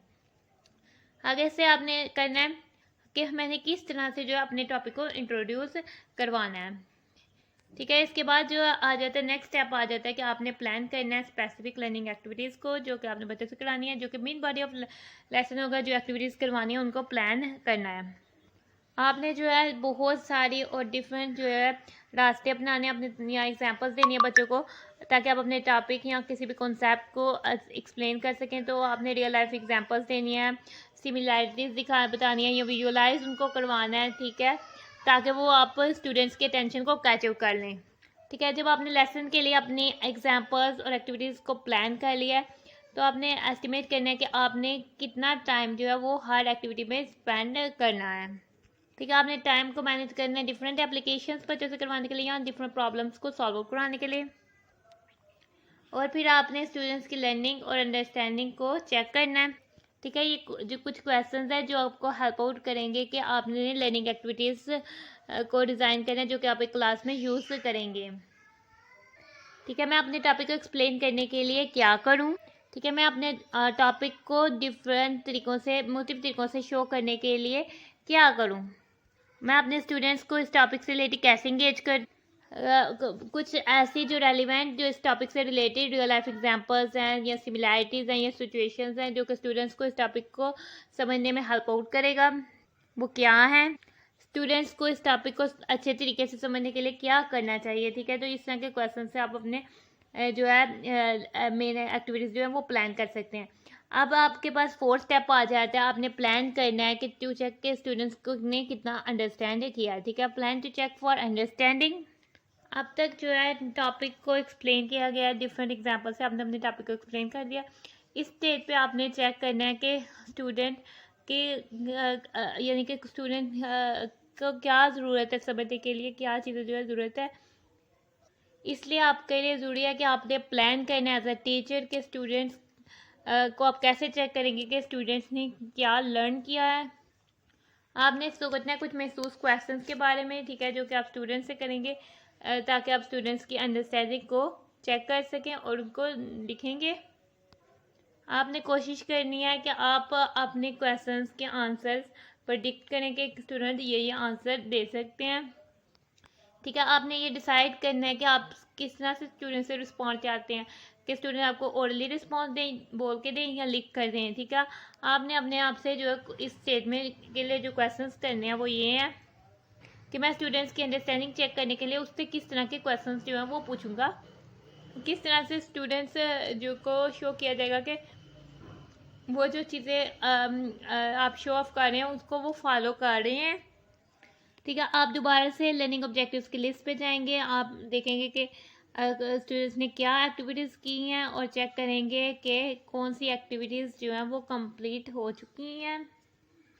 फिर आप डिसाइड करेंगे कि कौन से जो क्वेश्चंस हैं जो क्लासरूम को प्रोडक्टिव बनाएंगे, यानी एक प्रोडक्टिव इन्वायरमेंट बनाएंगे जिसमें जो है सीखा और सिखाया जा सके, कौन सी डिस्कशन आप करेंगे, और कौन से ऐसे क्वेश्चन हैं जिसको आप क्लास से साइड ट्रैक यानी कि साइड पे ही रखेंगे, वो इतने नहीं करेंगे, ठीक है। आपने इसकी चीज़ के आपने सोचना है कि आपने बैलेंस रखना है इन चीज़ों के बीच के जो स्टूडेंट्स ने लर्निंग ऑब्जेक्टिव्स हासिल करने हैं उससे, और आपने देखने के स्टूडेंट्स जो है कितना अंडरस्टैंड जो है वो कर पाए हैं, ठीक है। अब फिफ्थ में आ जाता है आपने डेवलप करनी है कंक्लूजन, या आपने प्रीव्यू जो है वो डेवलप करना है, ठीक है। जो आपने क्लास में मटेरियल को कवर किया आपने उसको रिपीट करना है, तो आपने उसके जो लेसन के जो मेन पॉइंट्स हैं उनको समराइज़ करके बताना है। आप इसको बहुत सारे तरीक़ों से कर सकते हैं, ठीक है। आप इसके अपने आप से जो है मेन पॉइंट्स बता सकते हैं, ठीक है। कि जैसे कि टुडे वी टॉक्ड अबाउट, आज हम बात करेंगे, ठीक है। आप स्टूडेंट से पूछ सकते हैं कि हम किस तरह से इसको समराइज़ कर सकते हैं, या फिर आप सब स्टूडेंट्स को कह सकते हैं कि आप इसको जो है एक पेपर के पीस पर जो है वो लिखें कि वो क्या सोचते हैं कि इस लेसन के जो मेन पॉइंट्स हैं वो क्या हो सकते हैं, ठीक है। आपने जो स्टूडेंट्स के आंसर है उसको देखना है कि स्टूडेंट्स जो है टॉपिक के मतलब कितना जानते हैं अपने एंड करने के लिए, और जो चीज़ें अभी बच्चों के लिए या स्टूडेंट्स के लिए अनक्लियर है उसको एक्सप्लेन करनी है, हर वो चीज़ जो उनके लिए अभी अनक्लियर है, ठीक है। जो आपने लेसन की कंक्लूजन बनानी है, आपने ना सिर्फ मेन पॉइंट्स को समराइज़ करके उसकी कंक्लूजन बनानी है, और फिर आपने इस जो अभी लेसन डिलीवर किया उसका नेक्स्ट लेसन से जो है वो लिंक भी बनाना है, ठीक है। किस तरह से जो टॉपिक है जो आने वाला है उससे रिलेट किया जा सकता है, ठीक है। ये जो मौका स्टूडेंट्स को मिलेगा ये इससे जो स्टूडेंट्स का इंटरेस्ट डेवलप होगा और उनको हेल्प आउट करेगा कि वो डिफरेंट आइडियाज़ को जो है ग्रेटेस्ट या ज़्यादा से ज़्यादा से आगे पीछे से डिफरेंट आइडियाज़ को मिलाकर जो है उनको ज्वाइन कर सके या उन्हें कनेक्ट कर सके, ठीक है। इसके बाद हमारे पास आ जाता है नेक्स्ट स्टेप, ठीक है। सिक्स स्टेप, आपने क्रिएट अ रियलिस्टिक टाइमलाइन, ठीक है। आपके पास जो महसूस क्लासरूम है, ठीक है, उसके इन्वायरमेंट को अडाप्ट करने के लिए जो रियलिस्टिक टाइम लाइन है वो आप शो करता है कि आप कितने फ्लेक्सिबल हैं, यानी आप कितने रेडी रहते हैं कि आप जो भी आपको क्लासरूम इन्वायरमेंट मिले आप उसको अडॉप्ट कर लें, ठीक है। इधर कुछ स्ट्रेटजीज दी हुई हैं कि आप रियलिस्टिक टाइमलाइन जो है वो बना सकते हैं, ठीक है। आपने एस्टिमेट लगाना है कि कितना टाइम जो है वो हर एक्टिविटीज़ जो है वो लेगी। आपने फिर जो है हर एक्टिविटी के लिए कुछ एक्स्ट्रा प्लान को जो है वो बनाना है। जब आप अपना लेसन जो है वो प्रिपेयर कर लेते हैं, ठीक है, तो जो नेक्स्ट एक्टिविटी आती है वो ये आपने ये जानना है कि हर एक्टिविटी जो है वो कितना टाइम लेगी, ठीक है। आपने क्लास के एंड पे जो कुछ मिनट्स हैं वो आपने लेने हैं ताकि आप की क्लास जो है आंसर कर सके, जो कि कोई रिमेनिंग क्वेश्चंस रह गया उनको आंसर कर सके, और आपने जो है की पॉइंट्स को सम अप कर देना है, ठीक है। अगर आपके पास कोई टाइम बच जाता है तो आपने कोई एक्स्ट्रा एक्टिविटी करवानी है या उनसे क्वेश्चन डिस्कस करने हैं, ठीक है। आपने फ्लेक्सिबल रहना है, ठीक है। आपने इस चीज़ के लिए तैयार रहना है कि आपने अपने लेसन प्लान्स को स्टूडेंट पे किस तरह से एडजस्ट करना है या स्टूडेंट की ज़रूरियात के मुताबिक किस तरह से एडजस्ट करना है, और फोकस करना है कि क्या जो चीज़ें हैं वो क्लासरूम को प्रोडक्टिव या स्टूडेंट के लिए प्रोडक्टिव साबित हो सकती हैं, ना कि आपने सिर्फ और सिर्फ अपने जो आपने प्लान बनाया उस पर ही चिपटे रहना है। ठीक है, उस वक्त के लिए ज़रूरत के लिहाज से आपको फ्लेक्सिबल होना है और अपना प्लान उस हिसाब से जो है वो कर लेना है। ठीक है, आगे से आपको एक एक्टिविटी दी हुई है, आपने reconsider the topic developing instruction. ठीक है, आपने दोबारा से देखना है डेवलपिंग इंस्ट्रक्शन को, और उसमें जो है और आपने उसके लिहाज से जो है टाइमलाइन बनानी है कि आप किस तरह से जो वो देंगे। ठीक है, आपने इससे अपने क्लास फेलोज कोलीग्स से करना है, और 5 सुजेशंस जो कि रियलिस्टिक हो वो देनी है। यानी अपने इंट्रोडक्शन जो टॉपिक को देना है कि आपने कितनी जो टाइम है, अगर 35 to 40 मिनट्स का पीरियड है तो आपने उसमें मेन इंट्रोडक्शन जो है वो कितनी देर में देना है। ठीक है, कितने मिनट्स आपने इंट्रोडक्शन में लगाना है, और स्टूडेंट को किस तरह से चेक करना है, और टाइम लाइन से इस तरह से बनानी है, और किस तरह से आपने फ्लेक्सिबली उस टाइम लाइन को यूज़ करना है और अपने आप को फ्लेक्सिबल बनाना है, ताकि आप कंडक्ट कर सकेंगे स्टूडेंट्स जो है वो कितना जानते हैं और उसका क्या लिंक है। ठीक है, आगे से पेज नंबर 70 में हमारा टॉपिक 6 है द लेसन प्लान फॉर्मेट। ठीक है, आपके लेसन प्लान का फॉर्मेट जो है किस तरह का होना चाहिए। ठीक है, लेसन को प्लान करने के लिए बहुत सारे फॉर्मेट्स होते हैं। ठीक है, ठीक है, मोस्टली लेसन प्लान जो है वो उनमें ये एलिमेंट्स होते हैं, इनमें से कुछ होते हैं या फिर सारे ही होते हैं। सबसे पहले आपने अपने लेसन का टाइटल लिखना है कि उसका वो किस टॉपिक पर जो है वो लेसन है। ठीक है, फिर आपने टाइम लिखना है कि वो कितना टाइम लगेगा, कि आपने इस लेसन को कंप्लीट करवाने के लिए कितना टाइम लगेगा, 2 वीक्स लगेंगे, 3 वीक्स लगेंगे, तो ये टाइम हो जाएगा। टाइटल हो जाता है जो टॉपिक होगा। ठीक है, तो आपने फिर उसकी रिक्वायर्ड मटेरियल की लिस्ट बनानी है कि आपको ये चीज़ें चाहिए बच्चों को समझाने के लिए, बच्चों को ऐसे एक्टिविटीज़ करवाने के लिए। फिर आपने उसके ऑब्जेक्टिव्स लिखने हैं कि ये जो है बच्चों इस काबिल हो जाएंगे, या उनमें क्या बिहेवियरल ऑब्जेक्टिव्स हैं, या नॉलेज के लिहाज से क्या ऑब्जेक्टिव्स हैं, कि इसके बाद बिहेवियर में क्या चेंजेस आएगा। यानी कि लेसन को कंप्लीट करने के बाद जैसे इस्लामियात के जो लेक्चर्स होते हैं उनमें तो बिहेवियर चेंजेस भी आती हैं। ठीक है, क्या चेंजेस आएंगे, और नॉलेज ऑब्जेक्टिव्स यानी कि स्टूडेंट्स लेसन को कंप्लीट करने के बाद किस काबिल हो जाएंगे। देन आपने सेट, ठीक है, फिर आ जाता है आपके पास जब आपने सेट्स लेने हैं। ठीक है, जो कि यानी इंस्ट्रूमेंट्स हो सकते हैं, सेट्स कोई भी ज्योमेट्री जैसे अगर हो सकती है, जो स्टूडेंट्स पे फोकस करेगा कि जब उनको स्टूडेंट्स को किसी लेसन का कॉन्सेप्ट या कोई स्किल्स सिखाई जा रही होगी। ये आपके जो हो सकते हैं सेट्स क्या हो सकते हैं, पिक्चर्स हो सकती हैं, मॉडल्स हो सकते हैं। ठीक है, और आस्किंग लेडिंग क्वेश्चंस हो सकते हैं, या फिर प्रीवियस लेसन्स को रिकॉल करना हो सकता है। ठीक है, आपने है इंस्ट्रक्शनल कंपोनेंट लेना है। ठीक है, इंस्ट्रक्शनल कंपोनेंट में वो चीज़ें आती हैं आपके पास, इवेंट्स हैं उनकी सीक्वेंस आ जाएगी कि जो कि आपने लेसन में इंक्लूड करने हैं। ठीक है, इसमें जो है टीचर्स की इंस्ट्रक्शनल इनपुट इंक्लूड हो सकता है, यानी कि टीचर ने क्या इंस्ट्रक्शन देनी है, और टीचर की गाइडेड प्रैक्टिस जो है वो इंक्लूड हो सकती है। ठीक है, स्टूडेंट्स को इंस्ट्रक्शन का बनाना इस तरह से होना चाहिए कि जो स्टूडेंट्स ट्राई करें कि वो न्यू स्किल्स या न्यू वर्क को सीखें न्यू आइडियाज़ के साथ। ठीक है, इंडिपेंडेंट प्रैक्टिस। ठीक है, स्टूडेंट्स ऐसी प्रैक्टिस स्टूडेंट्स को करवानी चाहिए कि स्टूडेंट्स जो है अपने नॉलेज को एक्सटेंड करें और स्किल्स जो है वो अपने आप से वो जो है वो सीखें। देन आ जाता है असमरी। टीचर्स को चाहिए कि वो डिस्कशन को रैप्सअप करे। ठीक है, डिस्कशन को क्लोज करे और आंसर करे स्टूडेंट्स के क्वेश्चंस का। ठीक है, आगे से इवैल्यूएशन कंपोनेंट आ जाता है आपको। अब आपने चेक करना है कि स्टूडेंट ने कितना किया है। आपने टेस्ट लेना है कि स्टूडेंट्स ने जो अपने स्किल्स या कॉन्सेप्ट सिखाए हैं वो उस पर कितना मास्टर हो सके या उसको कितना अडॉप्ट कर सके हैं।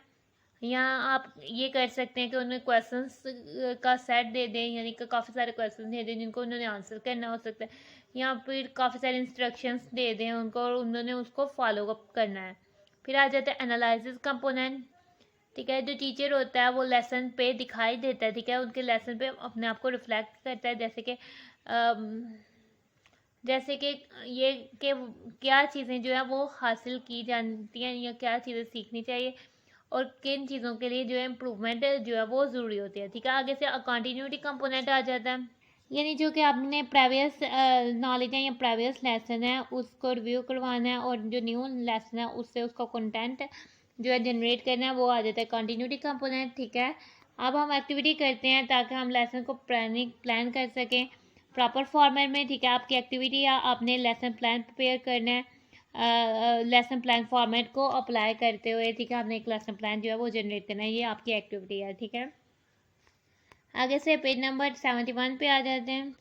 ठीक है। ये आपके पास सेल्फ असेसमेंट क्वेश्चंस हैं। ठीक है, आपके पास कुछ क्वेश्चन दिए हुए हैं, 13 क्वेश्चन दिए हुए हैं, इनका आंसर आपने करना है। ठीक है, इस चैप्टर को करने के बाद आप इस काबिल हो जाते हैं कि आप इसका आंसर जो है वो कर सकते हैं। फर्स्ट क्वेश्चन है, it is necessary to plan the lesson before teaching. Comment. ठीक है, आपने इस पर कमेंट करना है कि जो टीचिंग करने से पहले जो लेसन प्लानिंग जो है वो ज़रूरी है, बहुत ज़रूरी है, क्योंकि आप के इससे जो है आपका वर्क बर्डन कम हो सकता है, आपका स्ट्रेस कम हो सकता है, और आप अफेक्टिवली अपने टाइम को यूज़ कर सकते हैं, और अफेक्टिवली लेसन को डिलीवर कर सकते हैं, और अफेक्टिवली स्टूडेंट्स की अंडरस्टैंडिंग को समझ सकते हैं, एवेलुएट कर सकते हैं। तो इसलिए जो है इस पर आपने कमेंट करना है। क्वेश्चन नंबर 2 है, what is lesson planning, explain the process of lesson planning. आपने बताना है कि लेसन प्लानिंग क्या है और उसका प्रोसेस क्या है। ठीक है, आपने लेसन प्लानिंग के बारे में बताना है कि वो रोड मैप है जो आपके इंट्रोडक्शन या आपने इंस्ट्रक्शन जो देनी है उसका रोड मैप है। ठीक है, फिर आपने उसके प्रोसेस के बारे में बताना है, उसके एलिमेंट्स के बारे में बताना है, वो जो उसके 3 एलिमेंट्स हैं, यानी स्टूडेंट्स लर्निंग के objectives, teaching learning activities, strategies जो आपने स्टूडेंट्स की अंडरस्टैंडिंग को चेक करने, ये एलिमेंट्स हैं। तो प्री प्लानिंग स्टेजेस आपने बता सकते हैं। ठीक है, तो ये प्रोसेस होता है, फिर आप डिज़ाइन लेसन करते हैं, देन आप ये करते हैं। ठीक है, तो इस तरह से आप बता सकते हैं। आगे से क्वेश्चन नंबर 3 है, describe the classic model of lesson planning. ठीक है, आपने classic model of lesson planning describe करना है। ठीक है, classic models of lesson planning जो होता है वो बेसिकली 5 स्टेप सिस्टम होता है। ठीक है, इसमें ग्राफ्स इंक्लूड होते हैं, और ग्राफ शो करते हैं कि किस तरह से जो है लेसन प्लानिंग की जाए, तो वो ग्राफिकली रिप्रेजेंट किया जाता है। ठीक है, इसमें ये आ जाएगा। आगे से हमारे पास आ जाता है डिस्क्राइब। ठीक है, classic models of lesson planning में हम ये भी लिख सकते हैं, ये जो हमारे पास गैगनेस 9 इवेंट्स था, हंटर्स के 7 स्टेप्स थे। ठीक है, वो हमारे पास आ जाते हैं, और इसके अलावा 5 मॉडल्स जो ये क्लासिक मॉडल्स हो जाते हैं लेसन प्लानिंग के लिए। आगे से आपका क्वेश्चन नंबर 4 है, आपने describe process of course design and planning. ठीक है, आपने अब कोर्स डिज़ाइन एंड प्लानिंग के प्रोसेस को डिस्क्राइब करना है। ठीक है, ये आपका टॉपिक 3 कवर कर देगा आंसर। ठीक है, आपने strategies for daily and weekly planning लिखनी है। ठीक है, जो टॉपिक 4 में आपको स्ट्रेटजीज दी हुई हैं डेली और वीकली प्लानिंग के, वो आपका ये आंसर कवर कर देगा। आगे से क्वेश्चन नंबर 6 में आपने 5 steps involve in lesson planning में जो 5 स्टेप्स इन्वॉल्व होते हैं, यानी आपने स्टेप्स लिखने हैं इसमें। Discuss the importance of each step, वैसे तो 6 लिखे थे तो आप 5 बना कर कर दें। How teacher can more benefits in teaching through the steps, in steps से जो टीचिंग कैसे जो है बेनिफिशियल हो सकती है, ये आपने बताना है। ठीक है, इस तरह से टीचर्स किस तरह से अपने लेसन को टीचिंग को इफेक्टिव बना सकता है इन स्टेप्स के जरिए।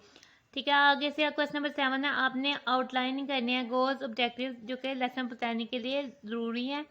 ठीक है, उससे पहले उसके गोल्स और आउटलाइन करने हैं। ठीक है, हाउ और ऑब्जेक्टिव स्टेटिंग बिहेवियर, ऑब्जेक्टिव्स को किस तरह से बिहेवियर टेस्ट में ऑब्जेक्टिव्स को डिस्क्राइब कर सकते हैं, क्या बिहेवियर चेंजेस आएंगी इन ऑब्जेक्टिव से बच्चों में।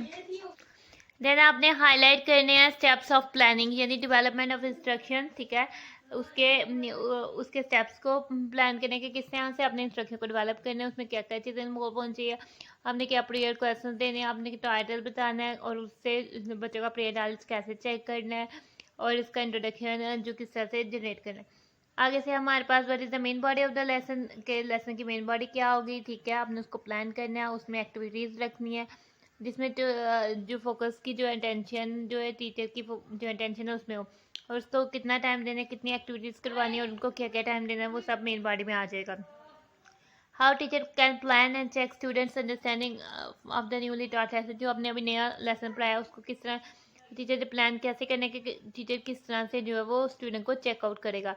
ठीक है, आपने इसमें सारी वो चीज़ें बतानी है जो आपने स्टूडेंट को चेकआउट करने के लिए प्लान करनी है, कि आप स्टूडेंट से कैसे क्वेश्चंस करेंगे, किससे रिलेटेड क्वेश्चन करेंगे, और कौन से क्वेश्चन है वो ज़्यादातर करेंगे, और कौन से क्वेश्चन को साइड ट्रैक पर ही रहने देंगे। ठीक है, इस तरह के क्वेश्चन आपने इससे कर लेना।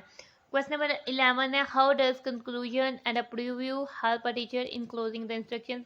ठीक है, आप किस तरह से जो आपने लास्ट फ्यू मिनट्स आपने देखना कि आपने लेसन को जो टीच किया वो किस तरह से कंक्लूड करना है, कि किस तरह से बच्चों ने अंडरस्टैंड कर लिया, जो आपने कॉन्सेप्ट ने स्किल्स का है वो कितना इस पर मास्टरी हो सकते हैं, या कितना इसको उस पर ग्रिप हो गया, और लास्ट में वो इसको किस तरह से अप्लाई कर सकते हैं, और न्यू और प्राइवेट नॉलेज से वो इसको किस तरह से रिलेट कर सकते हैं। ठीक है, तो ये आपने प्रीव्यू करना है, यह टीचर को हेल्प करता है कि वो अपने इंस्ट्रक्शन को क्लोज करे। ठीक है, क्वेश्चन नंबर 12 है, discuss the elements of a lesson plan format, उसके एलिमेंट्स लिखने हैं। Are they sufficient for planning, आओ क्या ये सफिशिएंट है, कैसे, ठीक है। आपने डिस्कस करना है जैसे title, time, material, objectives, set, instruction, components, independent practice, summary, valuation component, analysis component और कंटिन्यूटी कंपोनेंट, ये जो है एलिमेंट्स हैं इनको एक्सप्लेन करना है। देन आपके क्वेश्चन नंबर 13 का फर्स्ट पार्ट है सेम यही क्वेश्चन है, explain the element of lesson plan format, ठीक है। आपने लेसन प्लान फॉर्मेट के एलिमेंट को जो एक्सप्लेन करना है। फिर आप सेकंड पार्ट है does the elements cover in the lesson plan format make the teacher full completely prepare for teaching gives guest to prove the form, ठीक है। वो फुली फिर भी नहीं प्रिपेयर करेगा, लेकिन फिर भी जो है जो टीचर को है वो फ्लेक्सिबल होना चाहिए, और जो टीचर को है वो रियलिस्टिक टाइमलाइन होनी चाहिए, यानी फ्लेक्सिबल होनी चाहिए और तैयार रहना चाहिए हर जो है ऑब्स्टेकल के लिए को कवर करने के लिए, तो ये आ जाएगी चीज़ें, ठीक है। इसके बाद आपके पास रेफरेंसेस हैं, ठीक है। रेफरेंसेस दिए हुए हैं, आप इन जगहों से, इन वेबसाइट से जो है इसके मतलब और जान सकते हैं, ठीक है। इन वेबसाइट से जान सकते हैं, और ये रीडिंग मटेरियल्स तो आपको दिए गए हैं, आप इनको सर्च आउट करके और स्टडी करके आप लेसन प्लानिंग के मतलब जो है वो मज़ीद मालूमात ले सकते हैं। इसके साथ ही हम अपने वीडियो को एंड करते हैं। Thanks for watching and stay blessed.